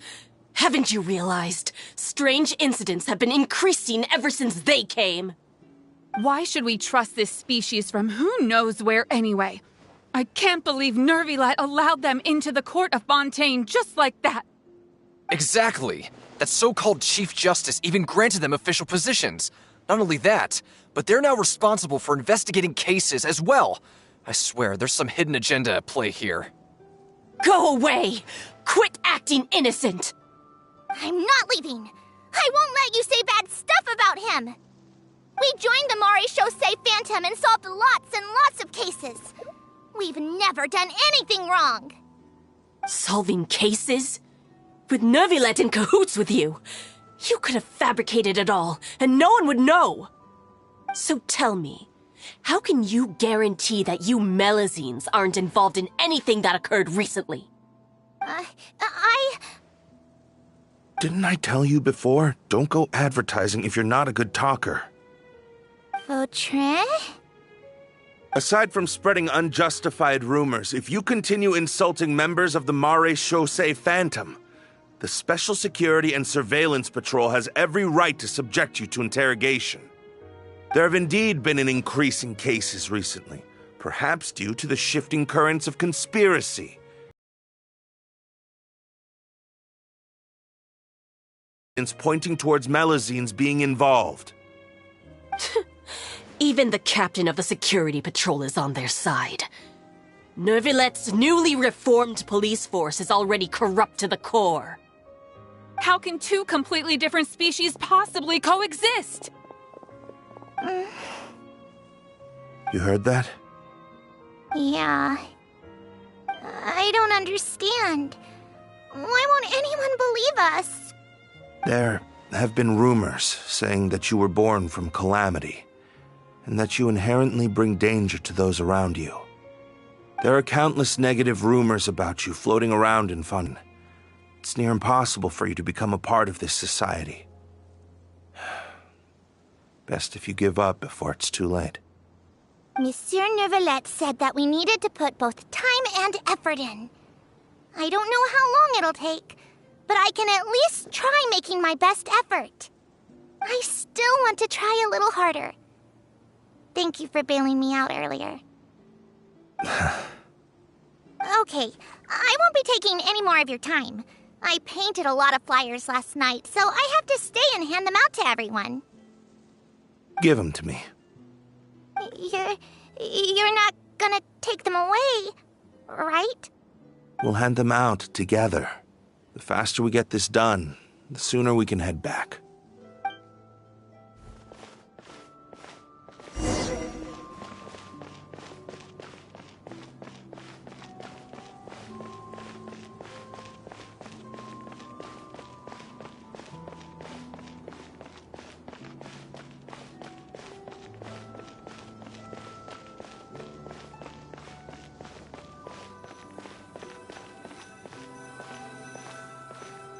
Monsieur Nervilet, what's this? Medals of Peace, awarded to you and Vautrin. Thank you for your continued dedication in the past 5 years. You've taken one small step forward in helping Melusines gain the trust of humans. I think I'll pass. Hey, don't say that! We wouldn't have made it this far without you! It won't be long before Melusines begin living peacefully with the humans. Just the thought of it makes me happy. Don't keep your hopes up. We've barely scratched the surface. There's still a long way to go before that dream of yours comes true. Ugh, you blockhead! Don't ruin the mood! Vautrin brings up a good point. The trust humans have placed in you is still very fragile. Any small incident could undermine the hard work you've put in. Please be on your guard for the next few days. Yes, sir. Okay, got it!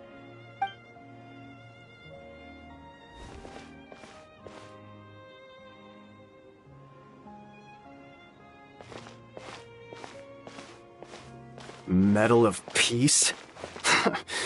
Peace isn't going to give us back what's rightfully ours. Are you sure we should do this? We're no match for Neuvillette, even with all our powers combined. What if... Nah, not gonna happen. As long as he remains in his position, there's no chance he'd take us out personally. There are rules even he must comply with in the political sphere, unless he wants to become an enemy of Fontaine. So quit worrying and just go ahead with it. I've already planned out the murder. Once we lay the blame on the Melusines as the person who brought them to the court of Fontaine, Neuvillette will be left with no excuse. I guess you're right. Ugh. If he just left things the way they were, it never would have come to this. But he's forced our hand. Time to teach him a lesson.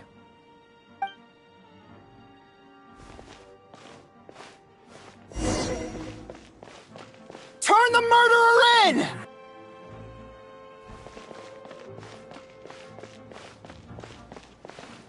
Melusines can't be trusted! That goes for Neuvillette, too!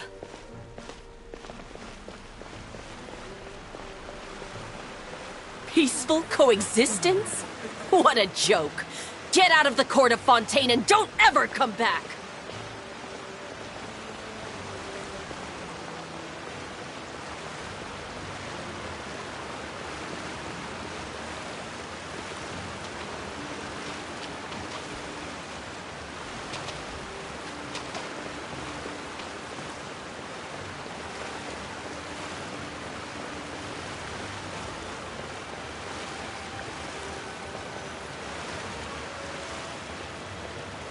The results of the investigation are in, Captain Vautrin. Go on.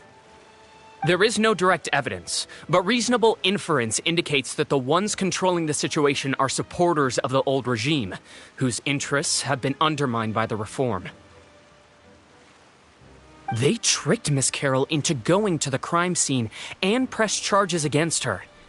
After that, they incited panic among the people in order to make Monsieur Neuvillette confess to his mistakes and yield up power. The guards were stopped by the enraged mob and couldn't intervene in time. Miss Carroll chose to sacrifice herself to pacify the situation. And she called me a blockhead. A little investigation would have cleared things up. Why didn't she wait until we'd established the truth? She didn't have to prove her innocence like that. The situation had rapidly escalated to a physical altercation between infuriated citizens and the guards. Miss Carroll might have thought there was no better plan. That is indeed something she'd do. Captain Vautrin, should I present these results to Monsieur Neuvillette right away? There's no need. Notify the guards to restrict public access to all information. Restrict access to... Wait, are you planning to... There's something I've never told Carol. I had a little sister named Ilaria who passed away when I was very young. She's just like Carol in every possible way. Innocent, kind, always believing the best of people. People like her are the most vulnerable to deception and betrayal. From the moment I met Carol, I knew that she'd be easily manipulated by others. I kept a cold demeanor and tried lecturing her into giving up.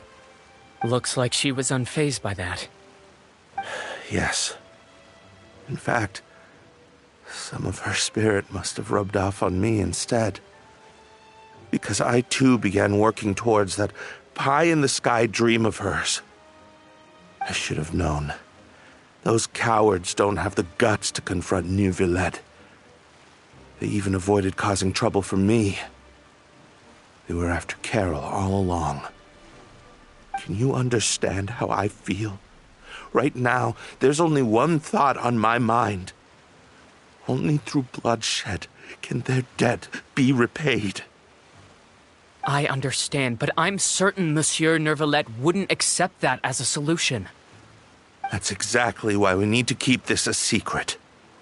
Give me the list of suspects. What happens after this has nothing to do with any of you. I will take responsibility for everything.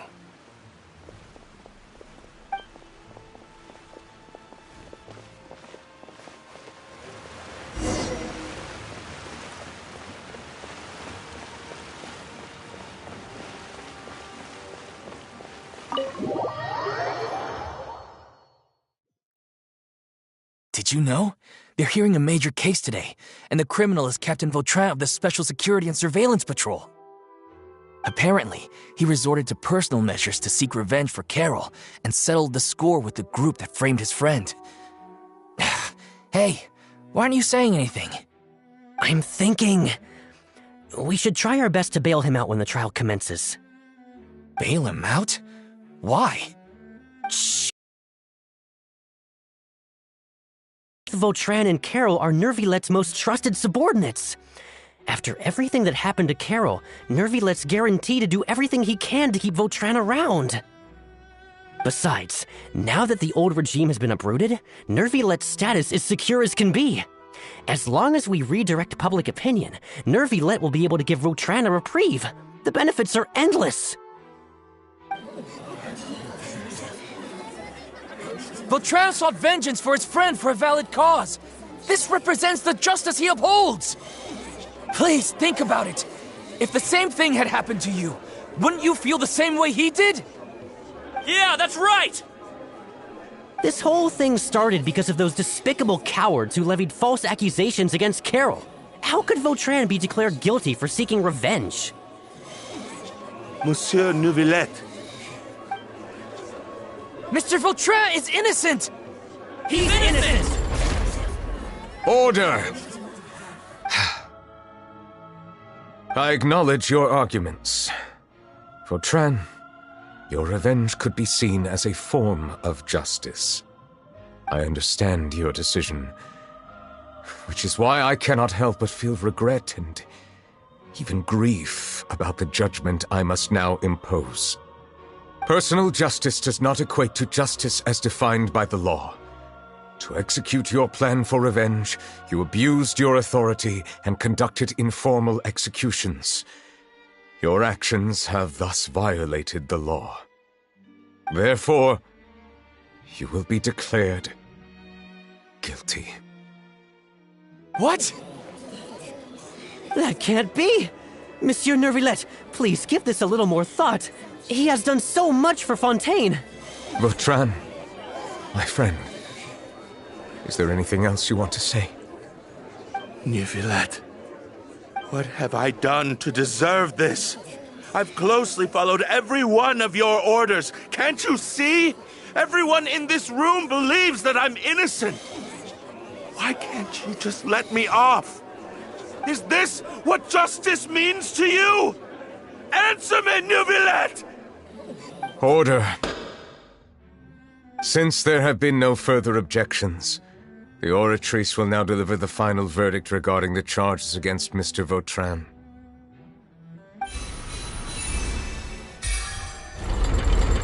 According to the judgment of the Oratrice Mécanique d'Analyse Cardinal, Mr. Vautrin will be declared guilty.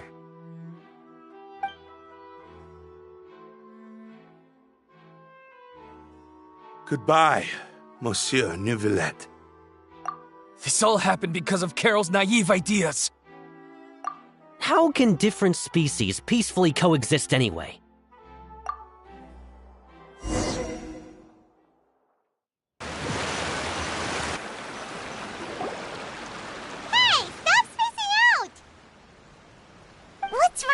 Are you not feeling well? Apologies, it seems like my memories got the better of me. I tried my best to suppress the power of Hydro within myself, but it seems like it still caused the emotions within the Fountain of Lucine to boil over. Due to my negligence, the overflow of emotions and memories must have affected you as well. Are you all right? Wow. The Hydro Dragon is more powerful than Paimon thought. Anyways, the last time we came here, the Traveler only heard voices from the Fountain of Lucine. No emotions boiling over or anything. It is as you said. This might be because I am different. It is not only the fountain. I can sense emotions from all waters in Fontaine. Rivers, lakes, and even the rain. That sounds awesome! But I rarely ever do anything like this. Emotions carried by water are always chaotic and disconnected. As an outsider, having my mind occupied with irrelevant memories isn't exactly a pleasant experience. Which ones?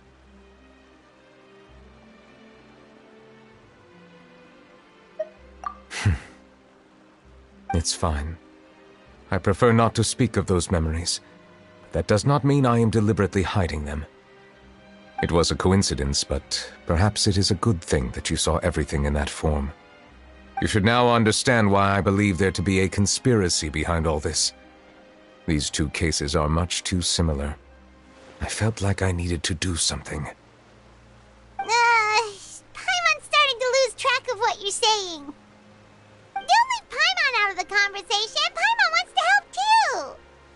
Then let us get back to the point.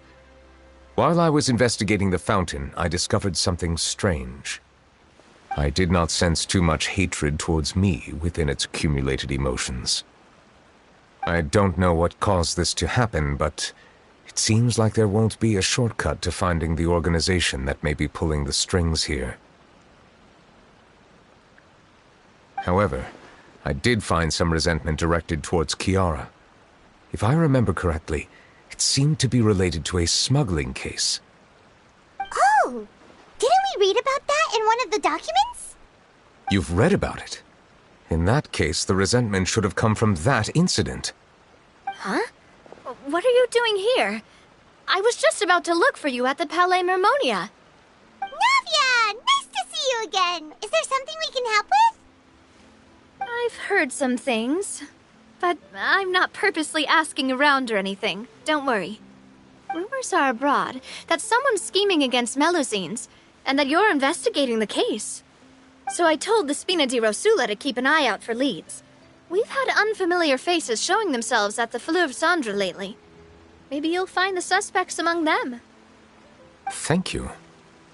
Where did you hear about all this? The Chief Justice out on investigation, accompanied by the Traveler from afar. No matter how you conceal your whereabouts, there will be countless eyes watching you. You talked to Kiara, but didn't ask her to keep things secret. People curious to know asked around for information, then it was only a matter of time before word of the threatening letter spread all across Fontaine. So that's what Charlotte meant. Indeed. I did not expect that this could be kept hidden for too long, but the rumors still spread faster than I imagined. You know, it could be because you attract more attention than you think. Anyway, any progress with the investigation? The suspects who threatened Kiara might have to do with a certain smuggling case, but it is still uncertain if there is in fact another party behind all this. We are planning to return to the Palais Mermonia to revisit some details and identify the senders of that threatening letter. All right, then I'll round up the Spina di Rosula and follow up on their progress. Wait for my word. Ta-ta! Neverlet, do you think there'll be any problems now that the word is out? I have already considered that possibility, and I do not think that there will be any.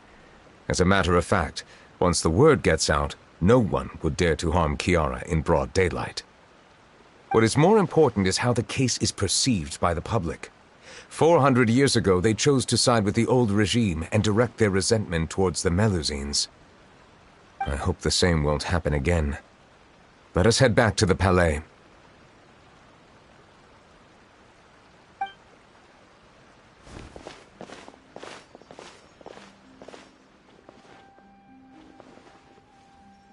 Strange.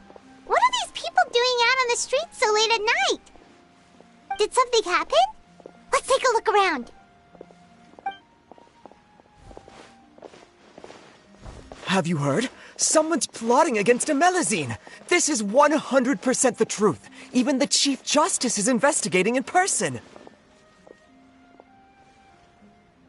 What? That's it! Who's been threatening Melazines? Show yourself! Our enemies are lurking in the shadows and won't easily reveal themselves. But no amount of hiding will keep us from finding them. That's exactly what I wanted to say. The guards have already begun to take action. We can't just stand by and watch. Think about how much we owe them. Now that they're in danger, how can we just sit back and do nothing? Everyone, please stay alert to your surroundings from now on. If you see any suspicious persons, report them to the guards immediately.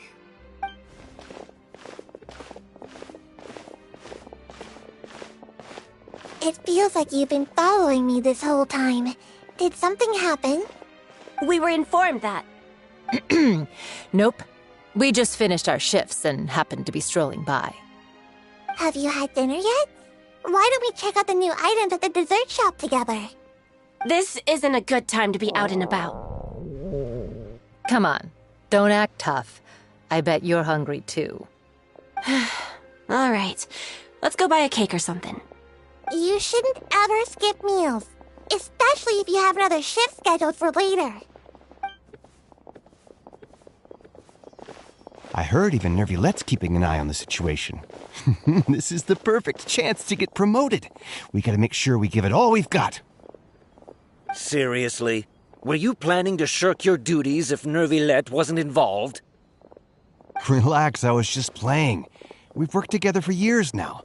If something happened to them, I'd be haunted by regret for the rest of my life. That's more like it. We should stand guard until the criminal has been caught. Come and fight me instead, you cowards! Have you heard? Even the Special Patrol came to help. Shh! Look! Isn't that Nervulette? I think he's looking at us. Looks like there's nothing to worry about. This is truly wonderful. So, wanna go over and say hi? No, I should stay where I am. My appearance could give rise to unnecessary commotion. Let us stick to our plan and return to the Palais Mermonia. The faster we uncover the truth, the better.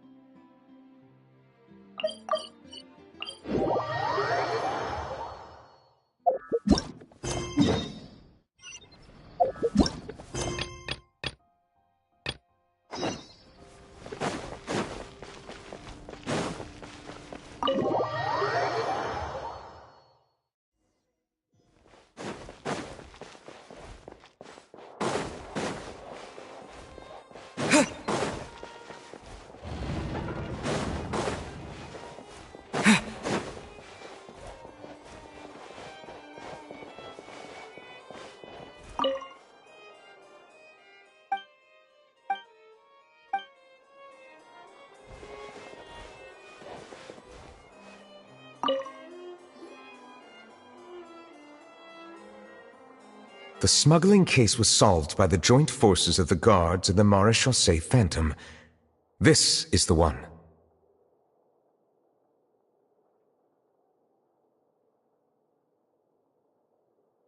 The list of involved suspects should be... found it.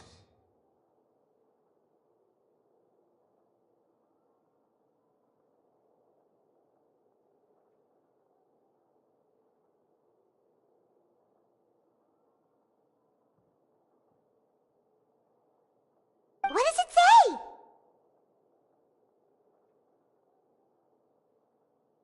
The principal offenders Domenico, Inica, Yuna, and others have been caught. They have been sent to the fortress of Meropide following trial. Those with close connections or mutual interests with the offenders but who did not participate in the case will not stand trial. Among them, surveillance of Essin has ceased on account of his good behavior. All other personnel remain on our watch list. So many names. Is the one who sent that threatening letter to Kiara on the list? Yes, there is something suspicious about Essin, to be precise. It seems like he's closely related to the core members of the smuggling case, and he moves around without much restriction. Monsieur Neuvillette, someone claiming to be from the Spina de Rasula just checked in with us. He said, and I quote, "We have located the suspect. They're chatting at the cafe." Huh? How did Navia find them so quickly? We've only just figured out the suspect's name. I too am perplexed. The cafe isn't too far from here. We should head over and take a look.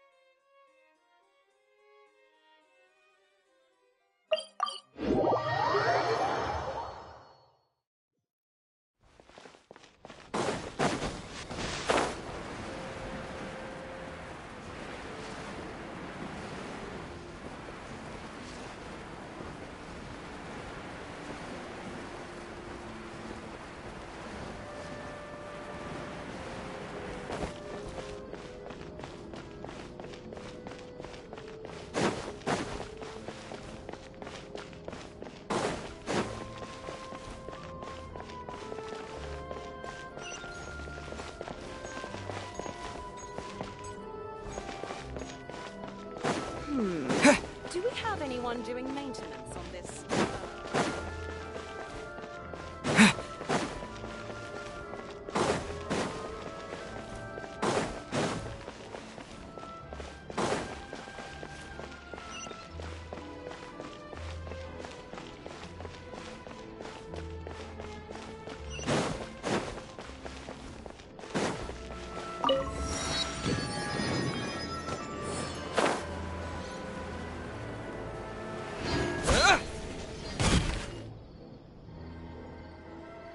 Well, if it isn't my dear partners. That voice! It's Navia! I didn't expect to run into you guys here today. Are you headed somewhere? How about you, Navia? Are you still busy rebuilding Poisson? We've wrapped up most of the rebuilding, but there are still a few things left to take care of.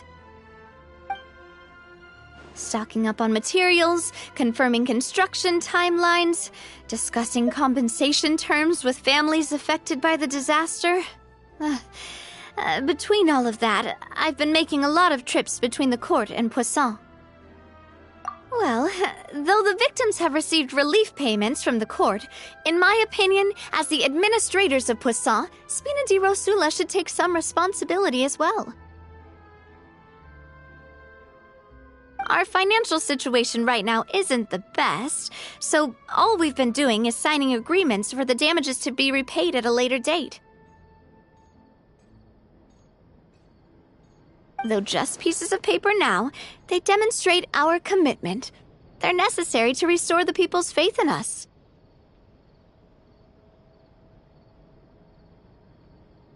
Whoa! Spoken like a true president. You're a really responsible leader. That must be taking up most of your time, though, right? Oh, you bet. Between that and all the other errands I have to run at the court, I'm always forgetting one thing or another. So before I came over this time, I took a page from Melusa's book and decided to make a list of everything. This way, it's easy to see which tasks you haven't checked off. And then, since Melus loved using shorthand, I decided to also follow his example and come up with some shorthand of my own. But after running a few errands in the city, I'm kind of struggling to even read my own handwriting anymore. That does sound like you, all right. So what kind of shorthand did you use? Oh, want to take a look? Let Paimon see! Wait, there's nothing here but a bunch of weird symbols. This looks like a piece of kelp wrapped around a stick. And this other one, is it supposed to be a boar in a box? The first one has to do with confirming the final payment amount for the fishermen, while the second one is a reminder to try the new burger that just hit the market. Okay, Paimon can definitely see how you might forget what each of these mean.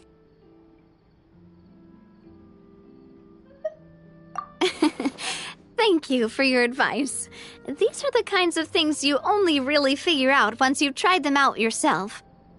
I thought that as long as I understood my shorthand when I came up with it, I'd be sure to remember the symbols when I looked at them later. Unfortunately, I've definitely proven myself wrong. Well, now you know for next time. Anyway, I should have already taken care of most of the things on the list. There are still a few symbols that I can't decipher, but I don't think they're anything too super important. Worst comes to worst, I'll just make another trip. Ah, so you're going to head back now? Yep, that's the plan. Oh, actually, since we talked about the reconstruction earlier, want to come with me and check out the town for yourself? You said you don't have any plans, right? So we can just catch a boat and head over. It won't take long at all. It's a bit sudden, but Paimon doesn't see why not. What do you think, Traveler? Then let's go. We'll take a boat over. Oh, you mean the Aquabus, right? Like the Clementine line? Oh, sorry. I meant our own boat. The Aquabus doesn't have a station near Poisson, so we'll use one of the Spina's boats. All right, follow me. I'll take you there.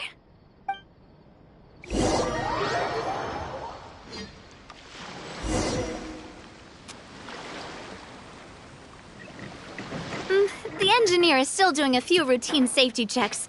We can head out as soon as we get the green light. So, Paimon has always wanted to ask. The 3 Aquabus lines are all named after people in your family, right? Yeah, that's right. Callus and Navia are self-explanatory, while Clementine was the name that my mother went by. If you provided the Mora to build the lines, then why isn't there even a dedicated line to Poisson? Spina di Rosula built all the lines, yet you still have to take a special boat just to go home. Paimon doesn't get it. Well, what I heard is that most of our businesses don't actually use Poisson as a hub, so there was no real reason to build a line straight to Poisson. You are right that it is a bit strange, though. If you've already committed to build 3 lines, why not just add a 4th? Yeah, that's what Paimon's saying. The Aquabus is so convenient, it's really a huge shame. Well, it is what it is. You know what my father was like. Even I often struggled to figure out what was going on in his head. But that would only be the case if he cared about what others thought. My father was always really stubborn. Once he made up his mind, good luck getting him to change it. From what I've heard, the rights of all the other members of the Spina only went as far as giving him advice or suggestions, and no farther. That included my mother, too.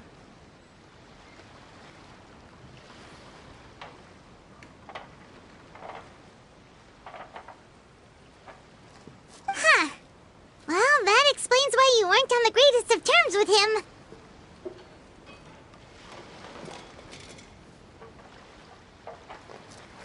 Yeah, because I wouldn't just let him keep getting his way. He was just... not very agreeable. Boss, the boat's ready. We can head out. All right, then let's head out.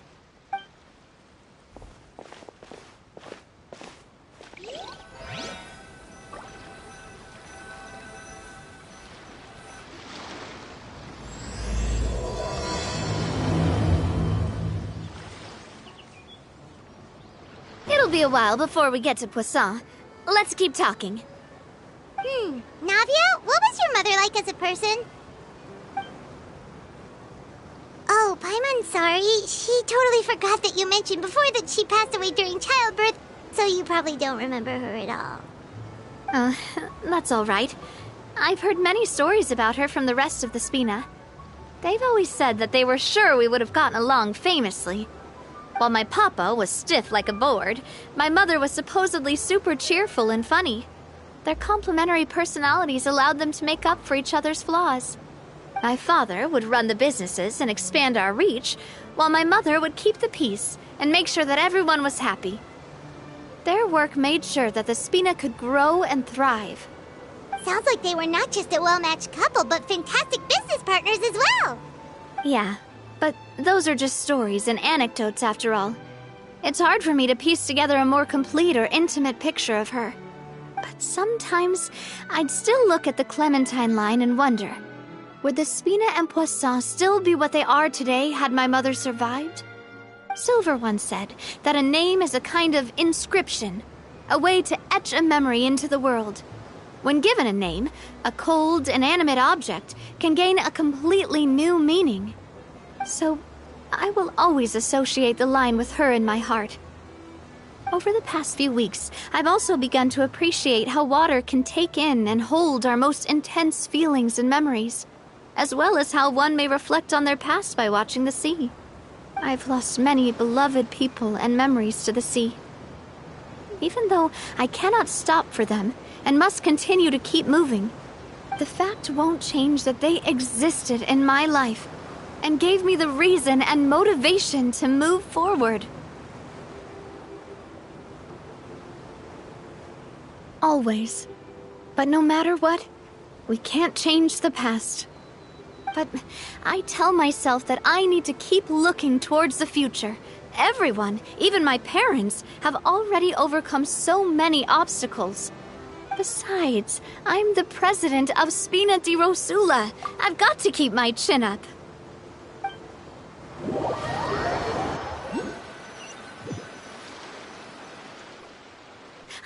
We've reached the shore.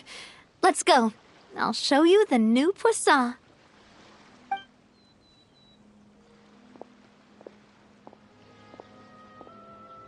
Navia, do you think she's doing all right?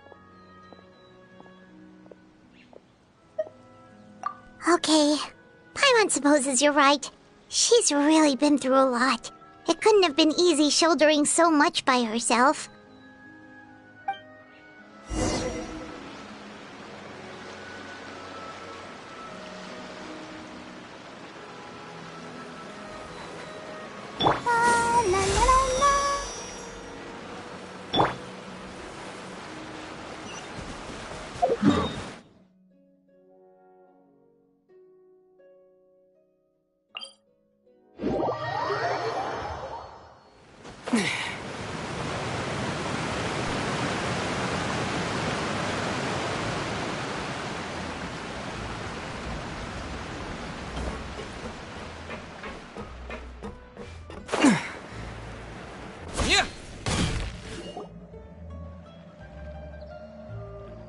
Boss, you're back!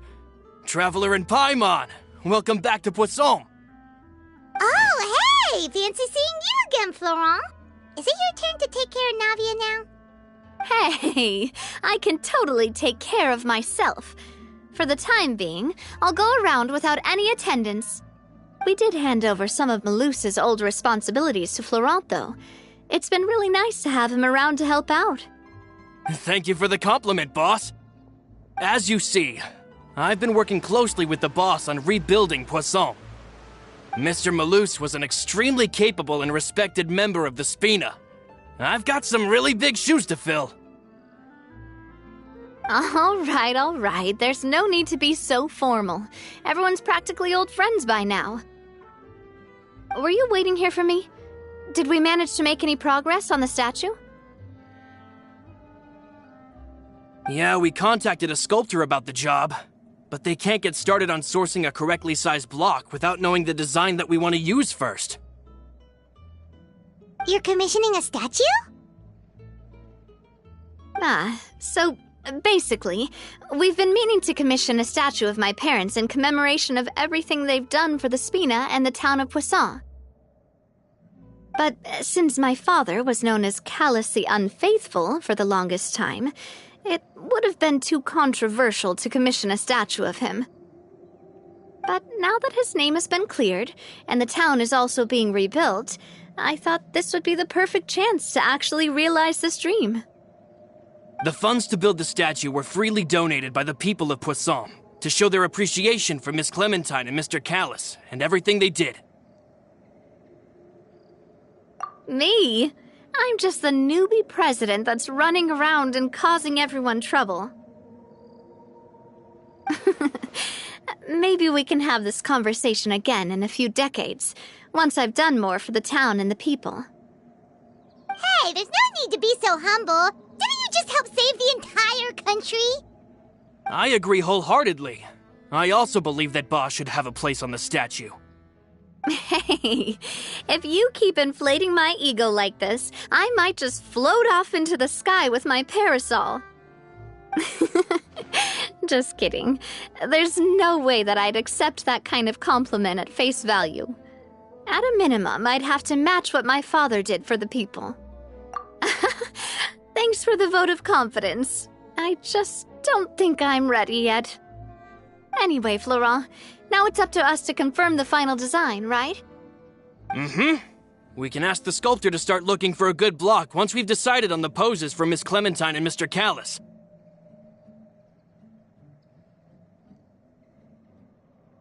But we haven't had any real discussions yet on the possible designs.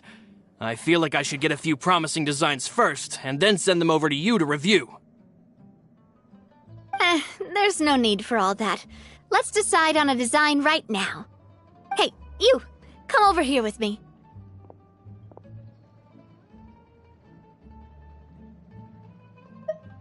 Modeling a few poses, of course. Here, just pretend to be Callus, and I'll be Clementine. That's... Didn't you say on the boat that Callus and Clementine sounded like great partners? Well, then there's no one better to fill this role than my most valuable partner. Florent, let's grab some reference shots. You've got it, boss. I'll go get the camera. Well, what do you think? Got any ideas? Well, I've actually discussed it a bit with Florent before, but I could never come up with any fresh or original ideas. It's probably because my idea of them is already kind of set in stone. So, I want to pick your brain for a bit and see if you can come up with some new and interesting ideas. I'm all good here, boss. Feel free to start posing whenever.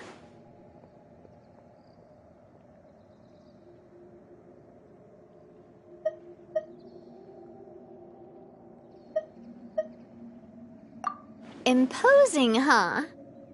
Oh, I've got it. Let's try this.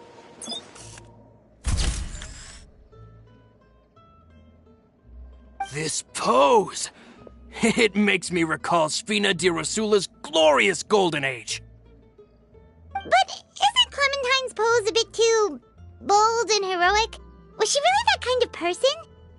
If we were to stick with this pose, maybe people would wonder if she was actually the real boss behind the scenes.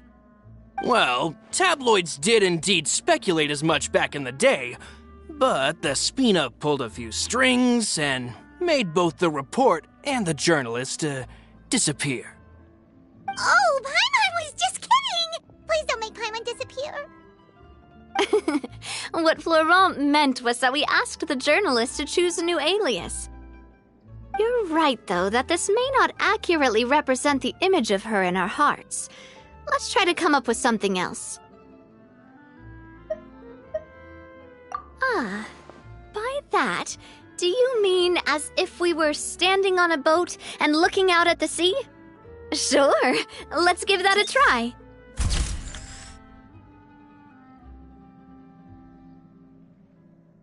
Whoa, you really remind Paimon of a captain and their first mate. Look over there, my dear Clementine. As you can see, every tree on that island is dripping with mora fruit. But there's something off with the composition. This pose makes Mr. Callus look too tall next to the lady. Oh, I see what you mean. Then let's swap.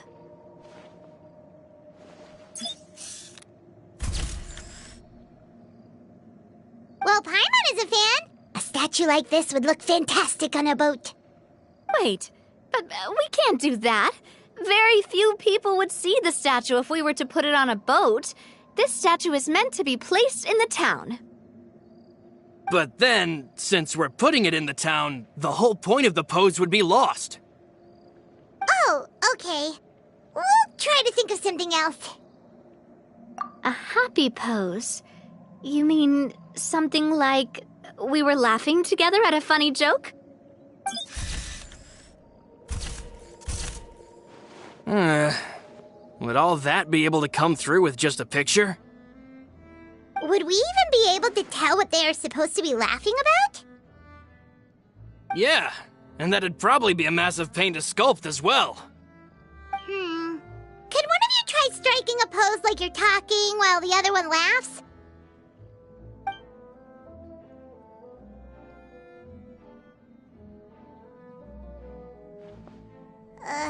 That actually sounds pretty hard to pull off. Forget it, let's try something else.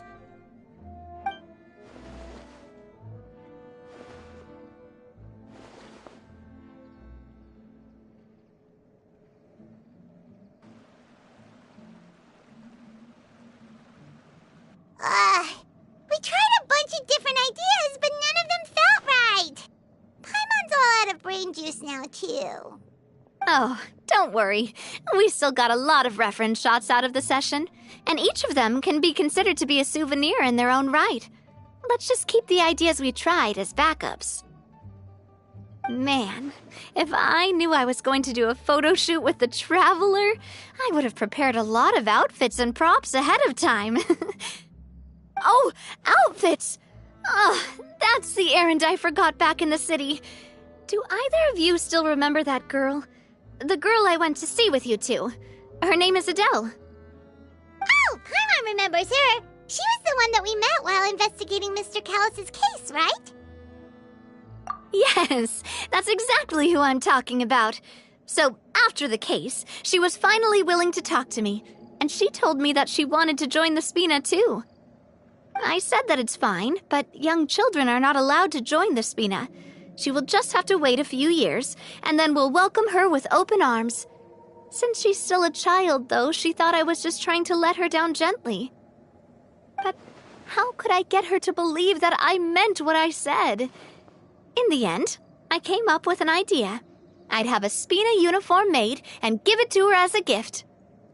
But I got so busy and distracted in the city that I forgot to pick the uniform up. So I did forget something important after all. Don't worry, boss. I can send someone to pick it up right away. On the matter of the statue, we should still come up with a few more ideas for the design. I'll have to trouble you to source some for me. We could have just done that from the start. Yeah, you're right. They'll have some value as souvenirs at least.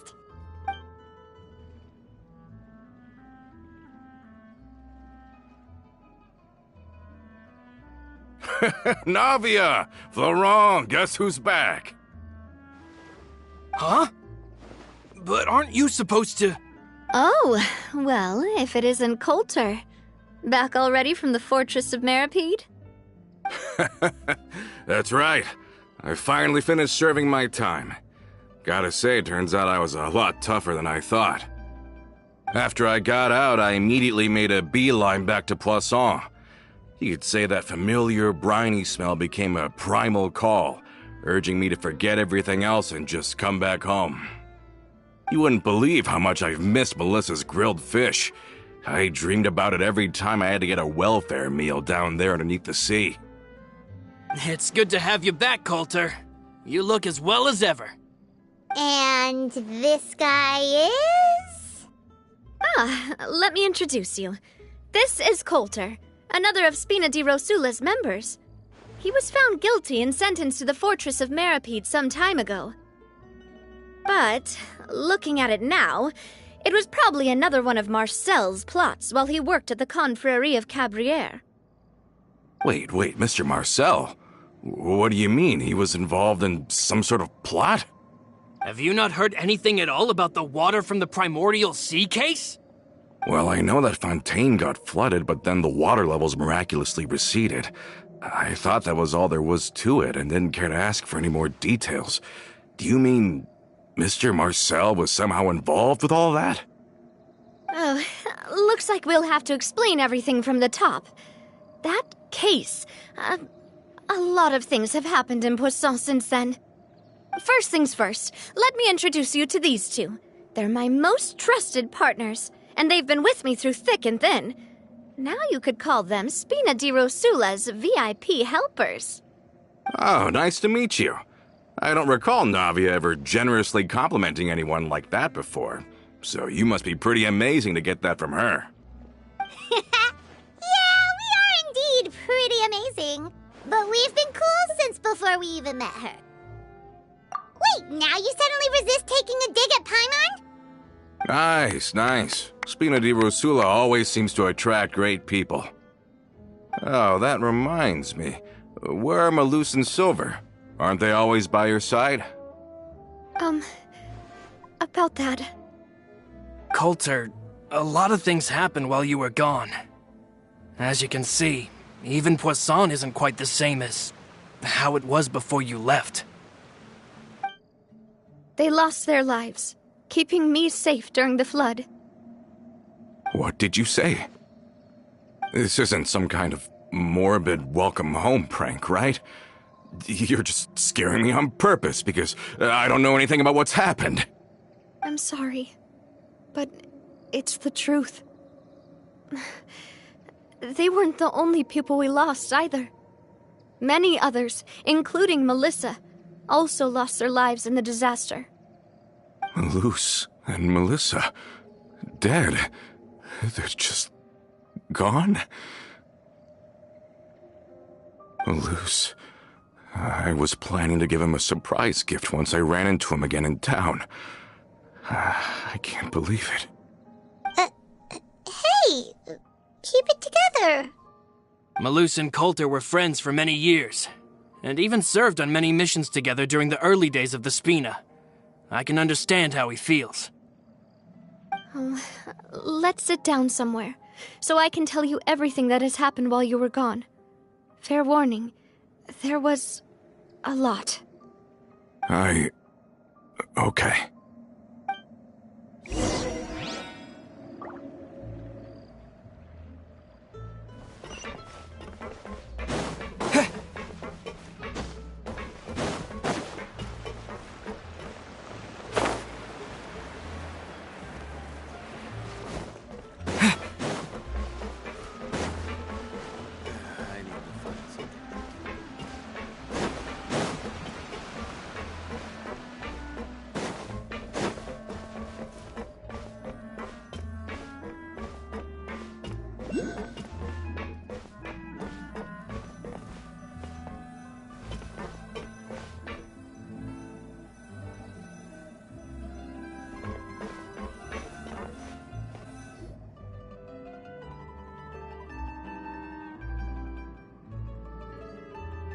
All of this, it's unbelievable.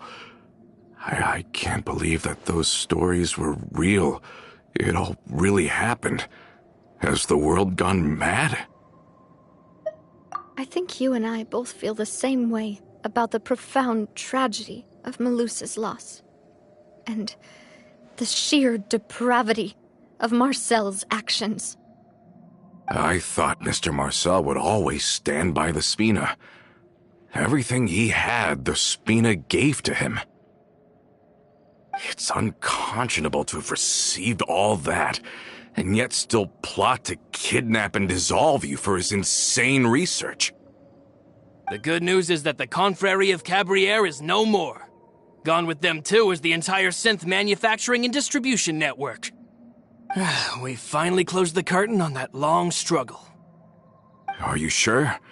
But if Marcel wanted to rebel against us, he probably sent word in secret to Romeu. Realm who? Huh. Not a name I've heard before either. Florent should remember him. You see, there was once a major internal dispute regarding funding the construction of the Aquabus lines. Romeu was the leader of the faction that thought such a vast sum of mora would be better spent improving the town of Poisson. But Mr. Callis believed that an opportunity to collaborate with the Court of Fontaine and the Fontaine Research Institute was hard to come by, and would allow us to build many valuable relationships. Not only would the Aquabus be a good business investment, it would also boost our reputation among the general populace, eventually paying us massive dividends down the line. But the two couldn't come to an agreement. Romeu ended up taking a lot of people with him when he left Spina di Rosula altogether, and the split was on extremely bad terms. Ugh. And with Papa's stubbornness, I can definitely imagine how it must have gone down. And of course, when he was suffering the slings and arrows of outrageous injustice, those relationships... Yeah, you could say it was the price he paid for sticking to his beliefs. Oh, that's a good point. If Callis was really as stubborn as you say, then wouldn't he have argued with the rank and file all the time? Oh yeah, it eventually became a thing that just happened on every day that ended with Y. But Navia, boss, you might not know this, but he wasn't always like that. He used to be a lot better with taking counsel. With him listening to our advice, and Ms. Clementine also frequently on our side, it was pretty smooth sailing for a good many years. But on the matter of the Aquabus, even Ms. Clementine completely stood by Mr. Callis's side. Huh. I never knew. But from my perspective, Romeu's position had a lot going for it. Couldn't they have sat down and talked it out? I think the Aquabus was just the straw that broke the camel's back. On that topic, they eventually came to a rather radical conclusion. They believed that Miss Clementine lost her ability to serve as an impartial mediator when she became pregnant with Callis's child. So, they thought she had betrayed them? But that doesn't make any sense. Before she was their mediator, my mother was also her own person, and a member of the Spina. She should have the right to take any side she wished. Yeah, but to them, even taking a side was betrayal enough. They felt like their voices could no longer be heard once their sole mediator had gone over to the other side.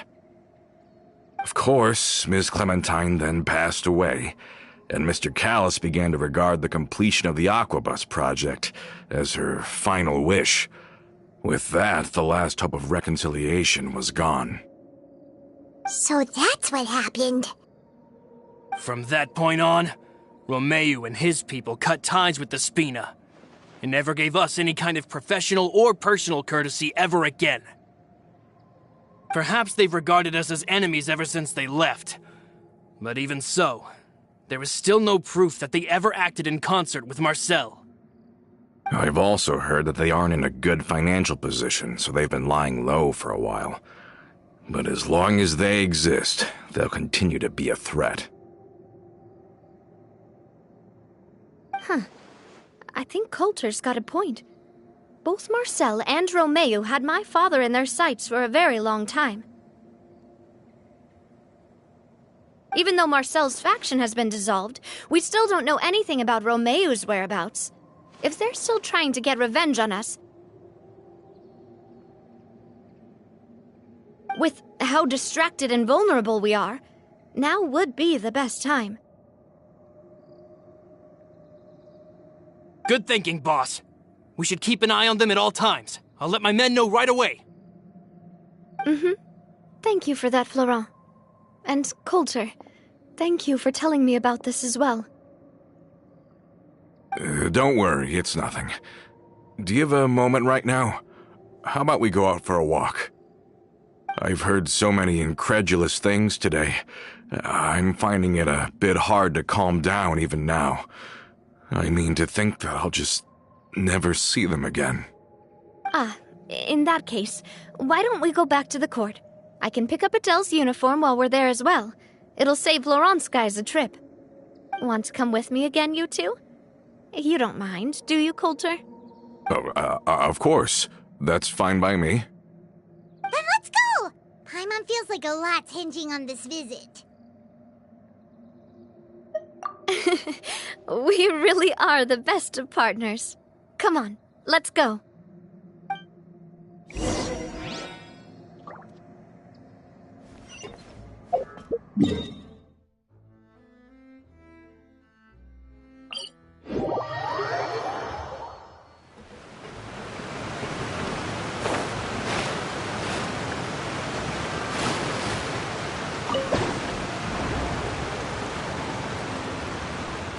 Are we not taking the boat this time? It's nice to walk from time to time, isn't it? Think of it as something like a hiking trip. Once we're there, we can stay a few days before we return. Sounds good. I haven't walked this road in a long time.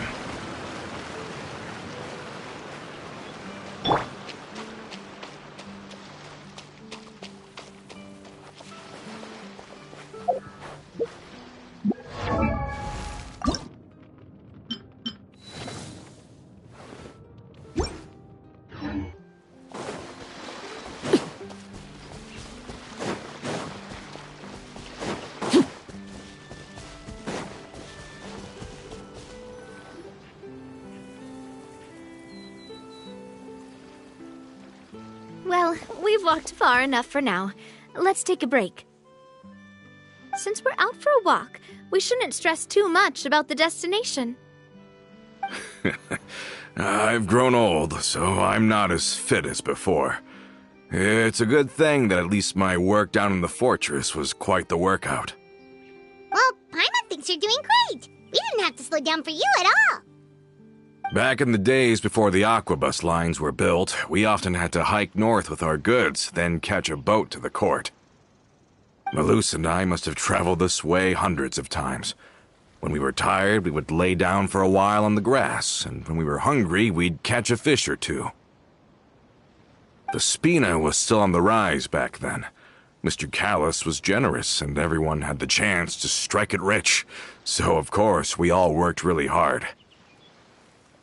And now, in the blink of an eye, the aquabus lines have been built, and this road has fallen into disuse. Oh, I know. I was just being a little nostalgic. Then let's stay here a bit longer. Anyone want snacks? Oh, is this another chance to try some of Navia's macarons? Paimon's been dreaming of them. Yep, I figured you wouldn't say no to a few more. Oh, wait. Let me check if I have all the ingredients. Malus and Silver used to take care of tasks like this. Okay, the stove's looking good. And as for the ingredients, seems like we're all out of flour and sugar, the two most important ingredients of all. Oh, would you? Oh, but it would be too much to ask you to go on a trip just for those. We should contribute to making the macaron too! Don't worry, we cook out in the wild all the time, so he should have some stuff on hand. Oh, that's great. Then I'll leave the ingredient gathering to you. As long as we have some sweet flours and wheat, I can start the baking. Then I'll go look for some boxes nearby for a makeshift table and chairs. Great. Then I'll prep the stove. Let's get to work, everyone.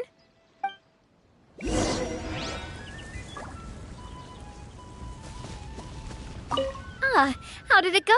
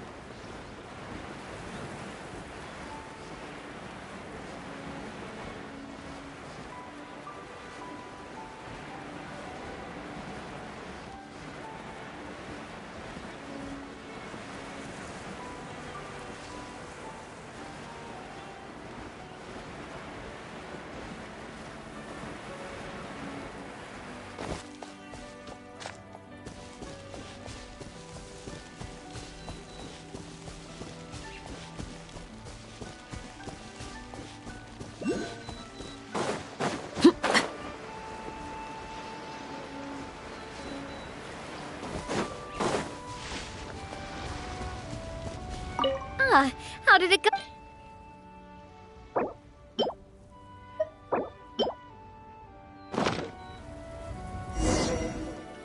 You've all done your part. Just leave the rest to me.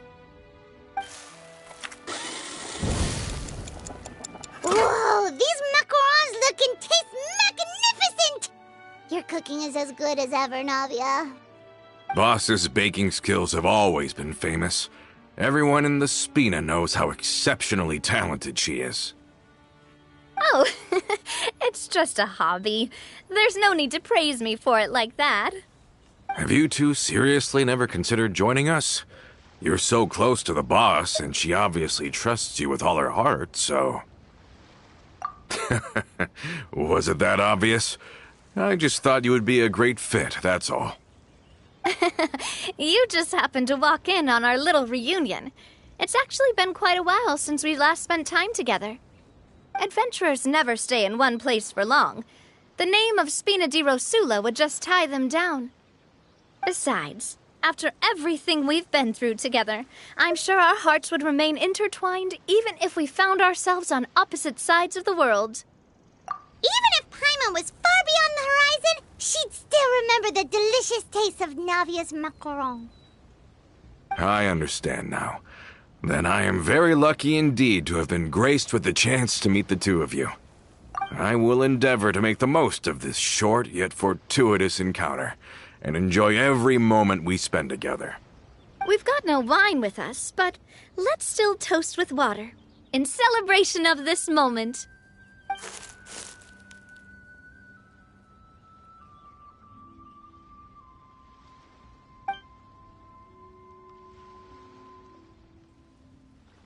Cheers! Hey, what are you doing? Quick, join in on the toast!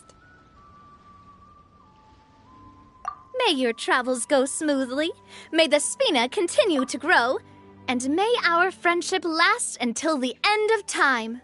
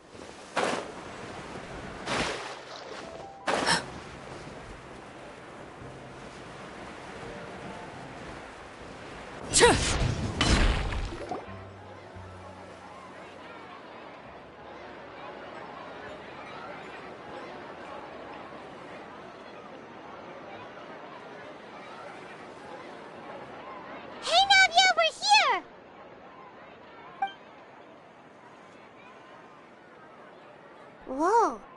Check out all these people. Hey there, are you Navia's friends too? These are the people who have had recent dealings at the Marechaussee Phantom. They're usually hidden in the Fleuve Cendre, but I sent for someone to invite them over. Invite them over? Exactly. Now, I heard there's great coffee here, and so I asked them if they'd like to come and have some. Yeah, it's our pleasure to be guests of the Spina di Rosula. I've wanted to have a meetup like this for ages. Something feels off. But, oh well, let's get back to business. Is there anyone called Essan here? Yes, that's me. You're Essa? Yes, monsieur, Nervilette. Did you write that threatening letter to Kiara?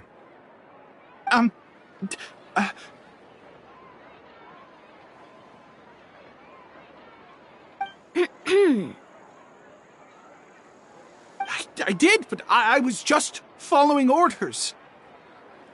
Orders from whom? Domenico! He was my boss! I couldn't disobey his orders! Domenico? Where is he now? The fortress of Meropide. Well, I'm afraid even the Spina would have trouble looking into that place. Looks like you'll have to make the trip yourselves. This was as much as I could do.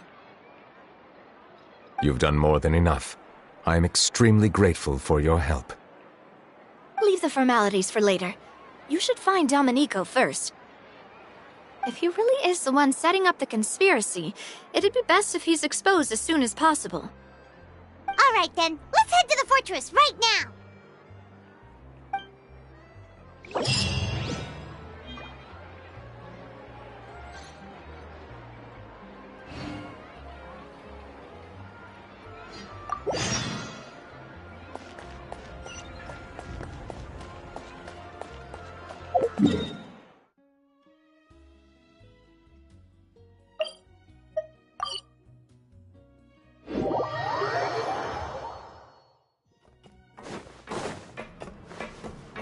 It's Monsieur Nervalet?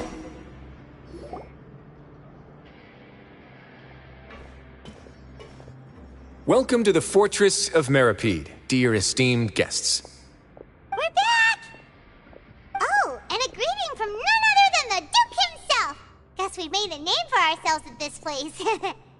This isn't anything new. I figured you had important matters to discuss when the two of you, not to mention the Chief Justice, showed up. Let's assume we've gone through the pleasantries and cut right to the chase.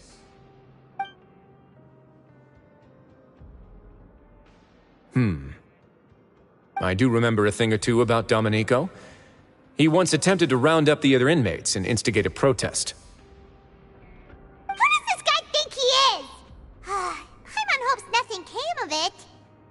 He once attempted to, I said, meaning that it was over before it even started. And now he's threatening Melazines, is he? To be honest, Domenico doesn't seem like much of a conspirator. The fact that the three of you bothered to personally investigate raises a flag. Is there something else going on behind the scenes here? He's got the same concerns we do. I am concerned about this incident because something similar has occurred in the past. I wish to meet Domenico in person and have my questions answered. That's an easy one. Let me think. I think he's at... Oh, did I hear someone say Melazine? What happened? Sigewinne!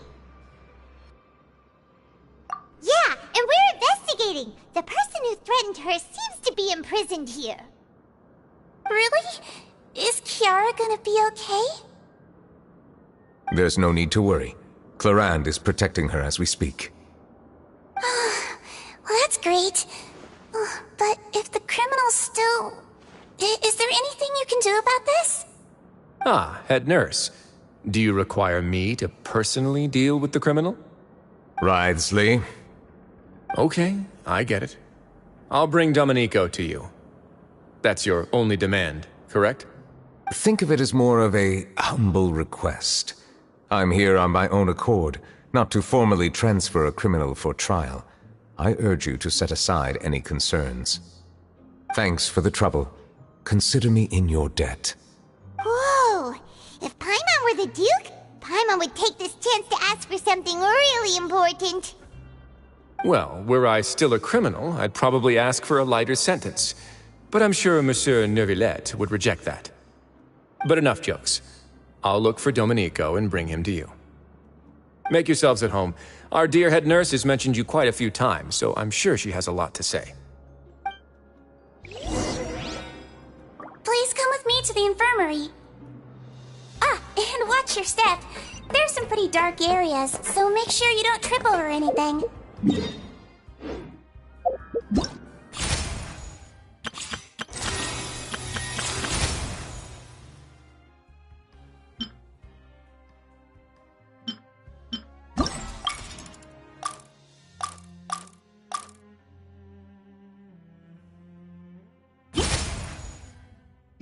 Staring into my eyes is ill-advised. I can't promise you'll like what you see.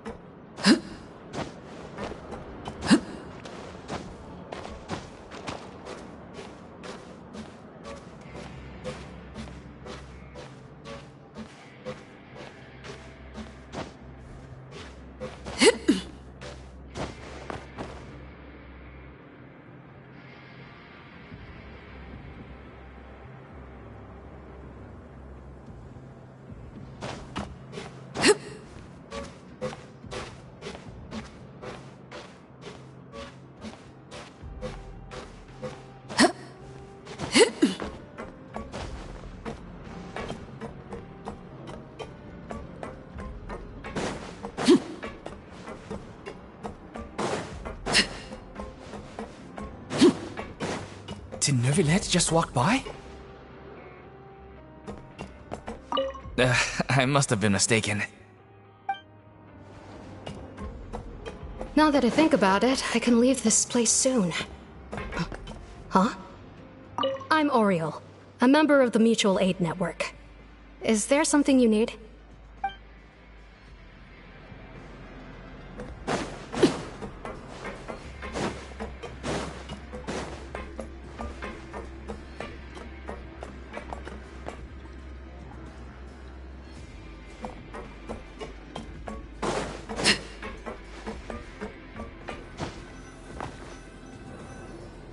Please rest here for a moment. Oh, and would anyone like anything to drink? Paimon's not that thirsty, but thanks anyway. Thirst is a warning sign that you're dehydrated, which means you have to drink up even before that. I'll bring you some tea. I'm sure you'll have a lot to talk about.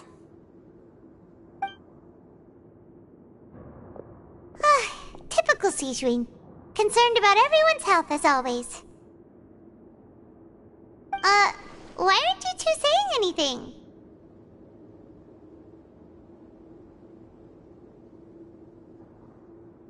You noticed them too. The badges they wore on their chests looked quite familiar. Familiar? Paimon didn't even realize they were wearing them.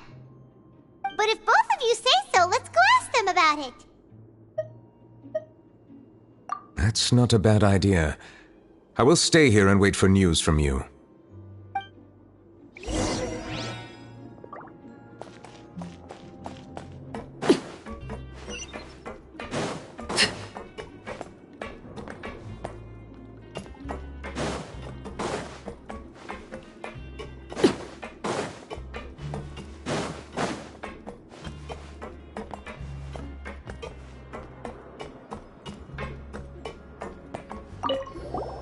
Anything you need? Oh, this? Are you interested in joining the Mutual Aid Network? What's that? We have a very long history, going back as far as 400 years ago. We have never had many members throughout our history, nor do we have much of a reputation, but everyone treats each other like family. Helping each other is our purpose. At the same time, we seek to maintain just dealings as much as possible. Sounds like a pretty neat organization.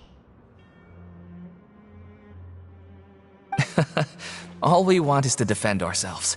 None of us have ever committed serious crimes, and we're not especially powerful either. We're at a natural disadvantage here in the fortress. But people won't give us a hard time if we stick together.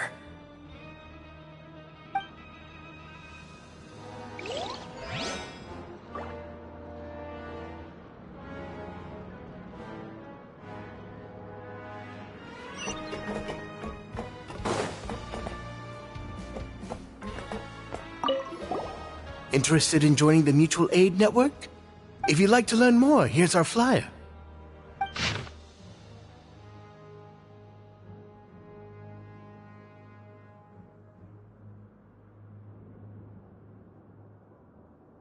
Our slogan may have evolved over the centuries, but our goal has remained unchanged.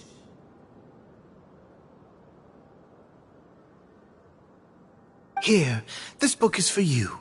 You're welcome to come and sign up anytime.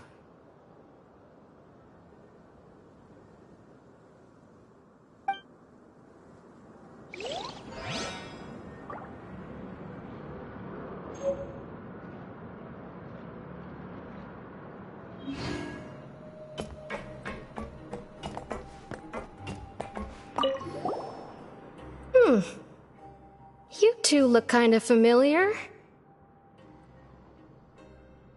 It's the symbol of the Mutual Aid Network designed by our first president. From what I've heard, it's based on something called a Medal of Peace. I've never seen one of those medals for myself, though. The first president of our network was an amazing person. Powerful as he was, he never used his strength against anyone. He encouraged the weaker criminals to stick together and look out for each other. All of us have a lot of respect for him.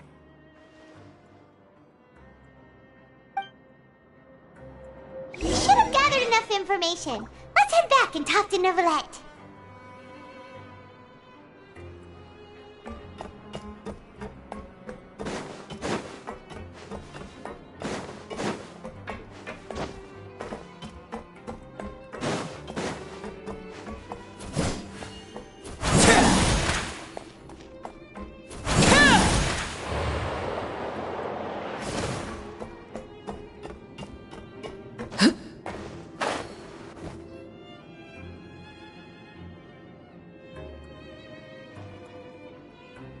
Did you manage to gather any intel?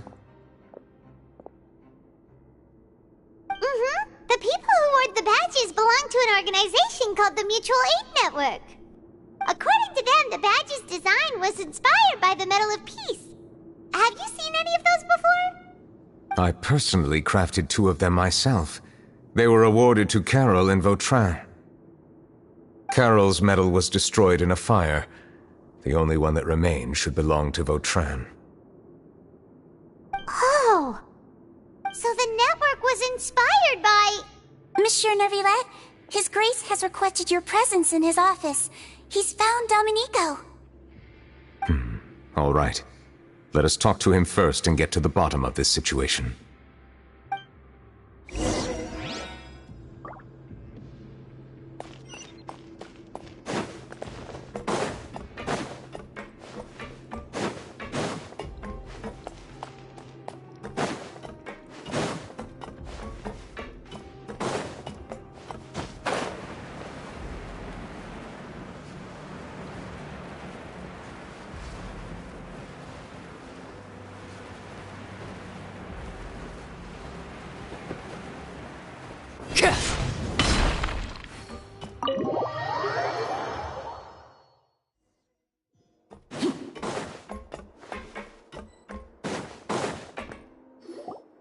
Allow me to introduce this fine gentleman, Domenico.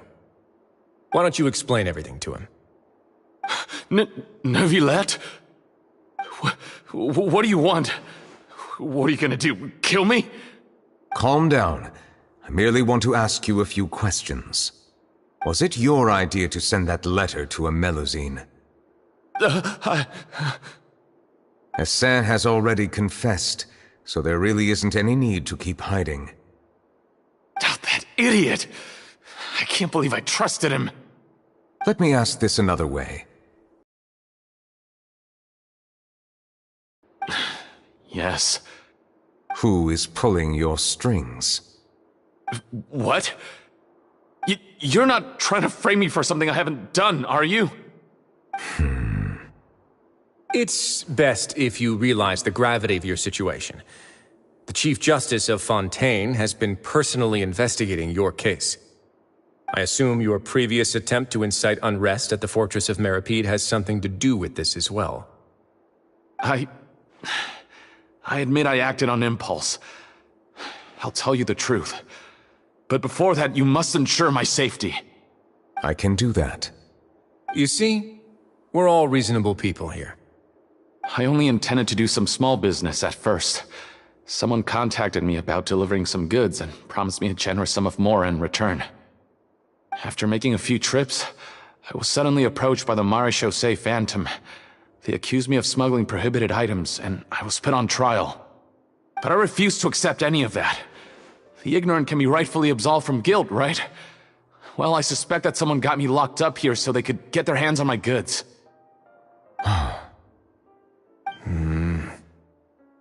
And then you decided to take revenge on the Melusines? Over that? My initial target was Neuvillette. Everyone in the Fortress of Meripede was declared guilty by him after all. So they must more or less hold a grudge against him, right? If I could get them to strike back... But for some reason, no one wanted to team up with me. That mutual aid network in particular. What did those nobodies even gain from trying to challenge me? Seriously. In the end, I had to redirect my focus onto Melusines to salvage things. I recall that Chiara was the one who confiscated my goods for inspection, so I asked one of the more approachable guards to send a letter, claiming that I meant to contact my family. But the letter was in fact addressed to Essa. I requested that he write a threat letter to Chiara and force her to resign from the Marechaussee Phantom. Am I to assume that the claims you've made are your own thoughts? Have you been in contact with any suspicious people recently? No. Is it true that all members involved in the smuggling scandal have been caught? Yes. And that's all I know. Sigewinne, please take him back to the detention center. I'll deal with him later.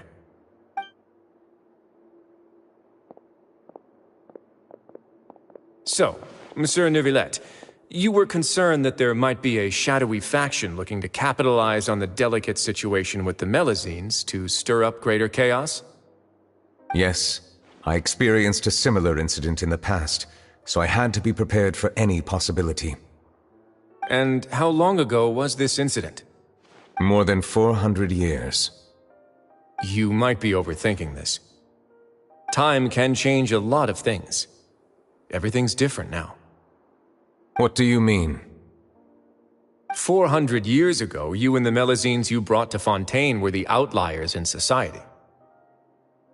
But in the present day, If someone were to threaten the safety of the Melusines, people wouldn't just sit back and do nothing. I trust that they would make different choices from before. That's right! We saw lots of people standing up for Melusines on our way back to the Palais Mermonia. Monsieur Neuvillette, the Melusines are a species you introduced to Fontaine. How the public treats them is also reflective of their attitude towards you. When people refused to place their trust in Melusines, it was because they were still on the fence about you, their unfamiliar Chief Justice. For almost 500 years, you've conducted every trial with impartiality. You made the right judgment each time, regardless of whatever nonsense went on. People no longer have any reservations about you and even consider you a symbol of the law. Right now, your every decision will impact all of Fontaine. In other words, you've gradually transformed the whole nation. Paimon gets it now. No wonder no one wanted to join forces with Domenico. I am undeserving of such high compliments. From my perspective, I have simply been fulfilling my duties. It isn't anything special or worthy of praise. I'm simply fulfilling the promises I've made and searching for answers through my judgments. It is unnecessary to hold me in such high regard. The complexity of human emotions and willpower far exceed those of mine. As a matter of fact, I believe that you are the ones who deserve my respect.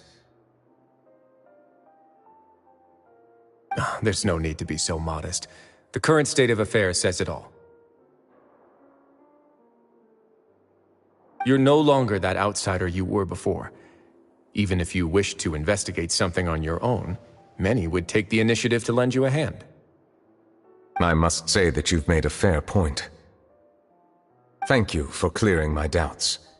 Now that the case has been settled, I should get going. Huh?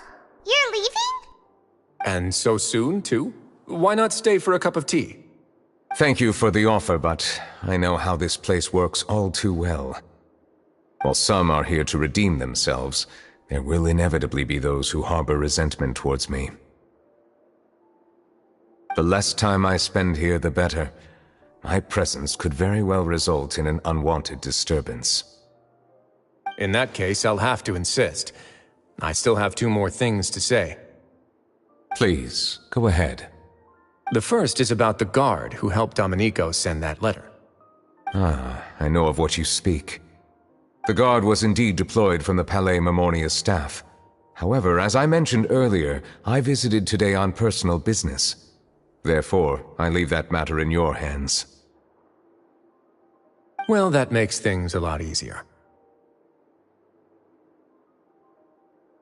Hey now, don't let your imagination run wild. Those from up there have a tendency to sympathize with others. However, down here, such thoughts will put you at high risk. I'll have a chat with the guard and remind him to take precautions in the future. I see no issues with that. Great! That's one thing out of the way.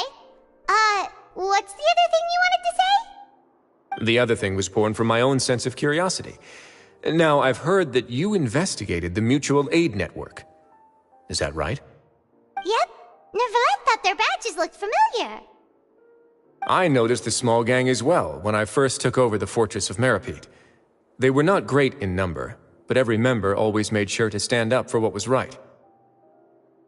I've looked into their founder, Vautrin, who once stood trial and was sentenced to imprisonment in the fortress. According to existing documentation, Vautrin remained disciplined throughout his imprisonment. He had never once engaged in physical or verbal aggression. In other words, how he presented himself in prison was very different from his behavior in court. What?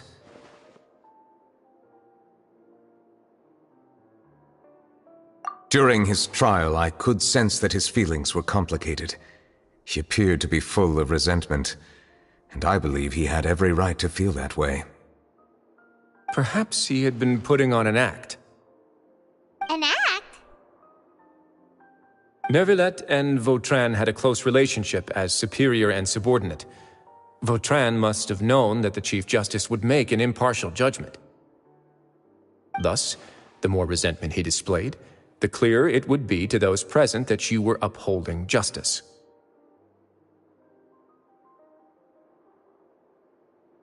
And to those who had been sitting on the fence, Vautrin's act was a very meaningful one.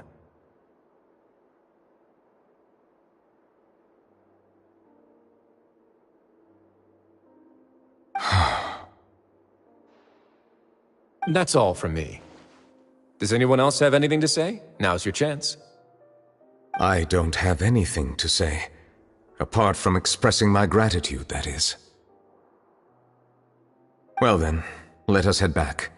No need to see us off.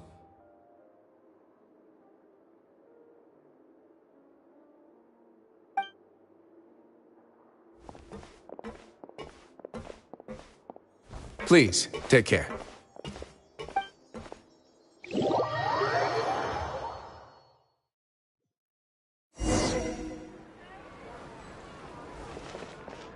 That trial is something I rarely bring up in conversation, but I have always felt deep regret for what happened to both Carol and Vautrin.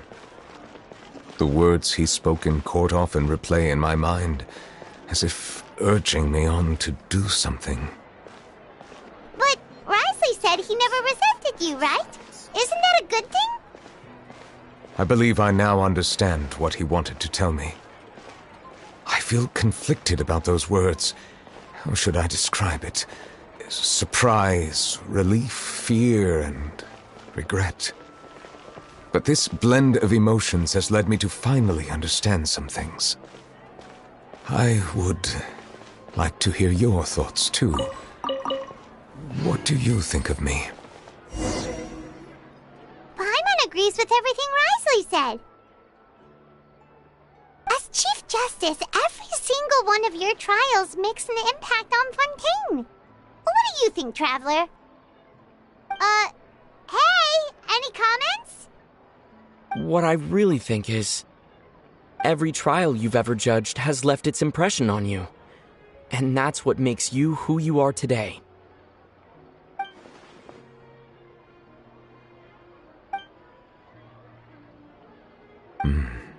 That is indeed a reasonable assumption.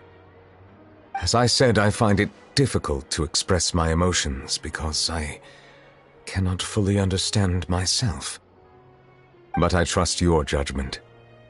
Since some time ago, I have begun to notice the changes that have occurred upon my person. These changes were not due to any specific occurrence, but emerged as a result of time itself. I will try to contemplate this further. Thank you both. Oh, huh? It's raining! Oh no, Paimon forgot to bring an umbrella! Come on, let's hurry before it rains harder!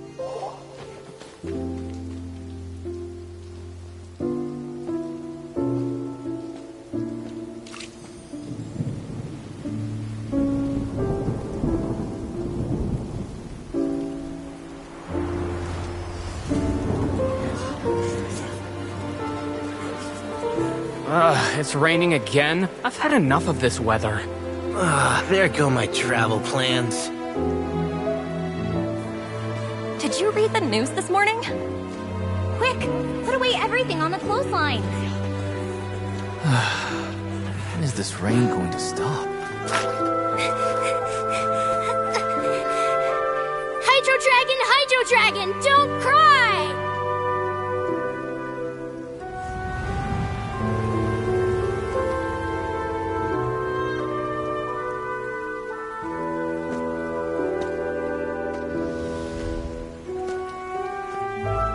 They're planning to reanimate the monster.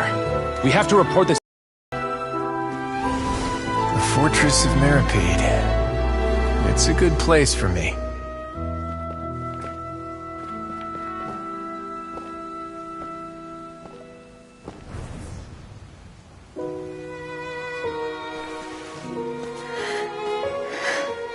He owes me so many answers. Neuvillette? You could say he's the real symbol of Fontaine's justice. Watch him closely. He could be trouble.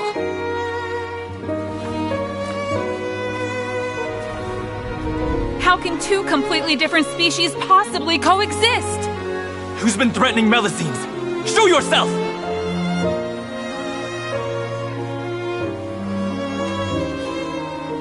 You will see much in the human world, from the delightful to the depressing.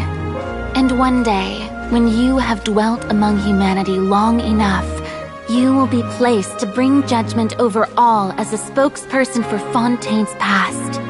Good morning, Monsieur Neuvillette! The rainy season's almost over! The skies are supposed to clear in a few days! I hope you find time to enjoy the sunny days ahead.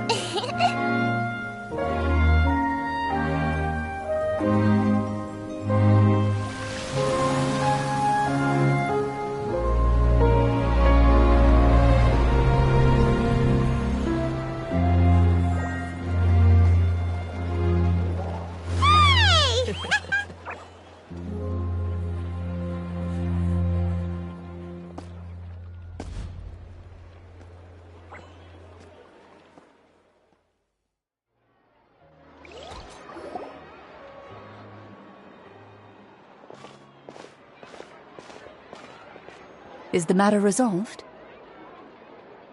Yep, we found the person who sent that threatening letter. Risley said he'd keep a close eye on him, so the Melazines should be safe now. Oh, that's wonderful. Sorry for dragging you all into this.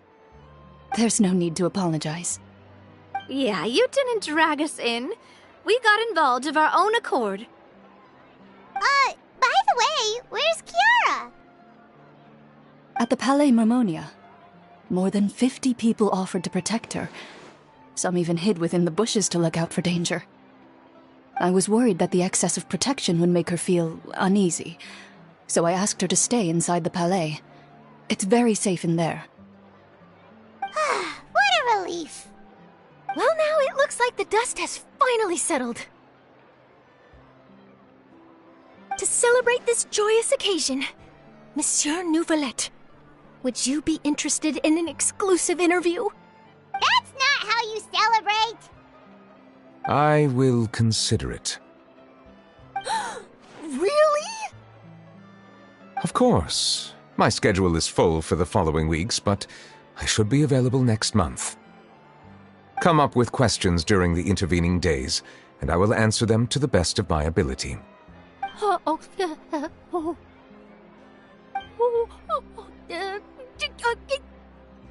Yes!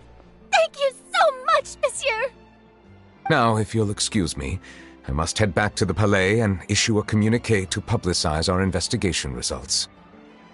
I hope it will assuage the concerns of all.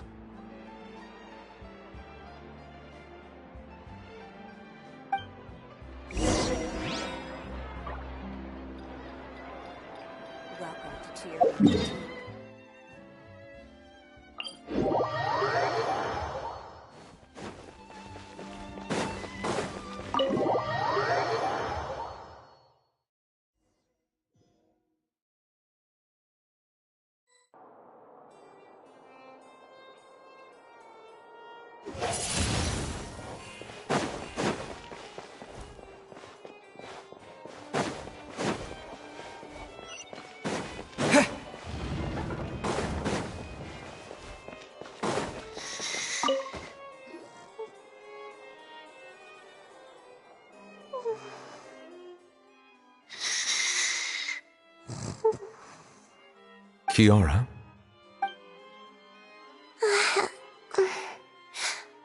Monsieur Neuvillette? Sorry, I accidentally fell asleep. It's quite all right. I'm here to tell you that we have caught the sender of that threatening letter. You're safe now. Thank you, monsieur. And thank you too, Traveler and Big Sis Paimon. Everyone's been so nice to me, so I've always felt really safe. Do you remember Domenico? He was the sender of that letter. Let me think. I can't remember. My memory isn't that good, so I easily forget things. By the way, I saw Carol in my dreams just now.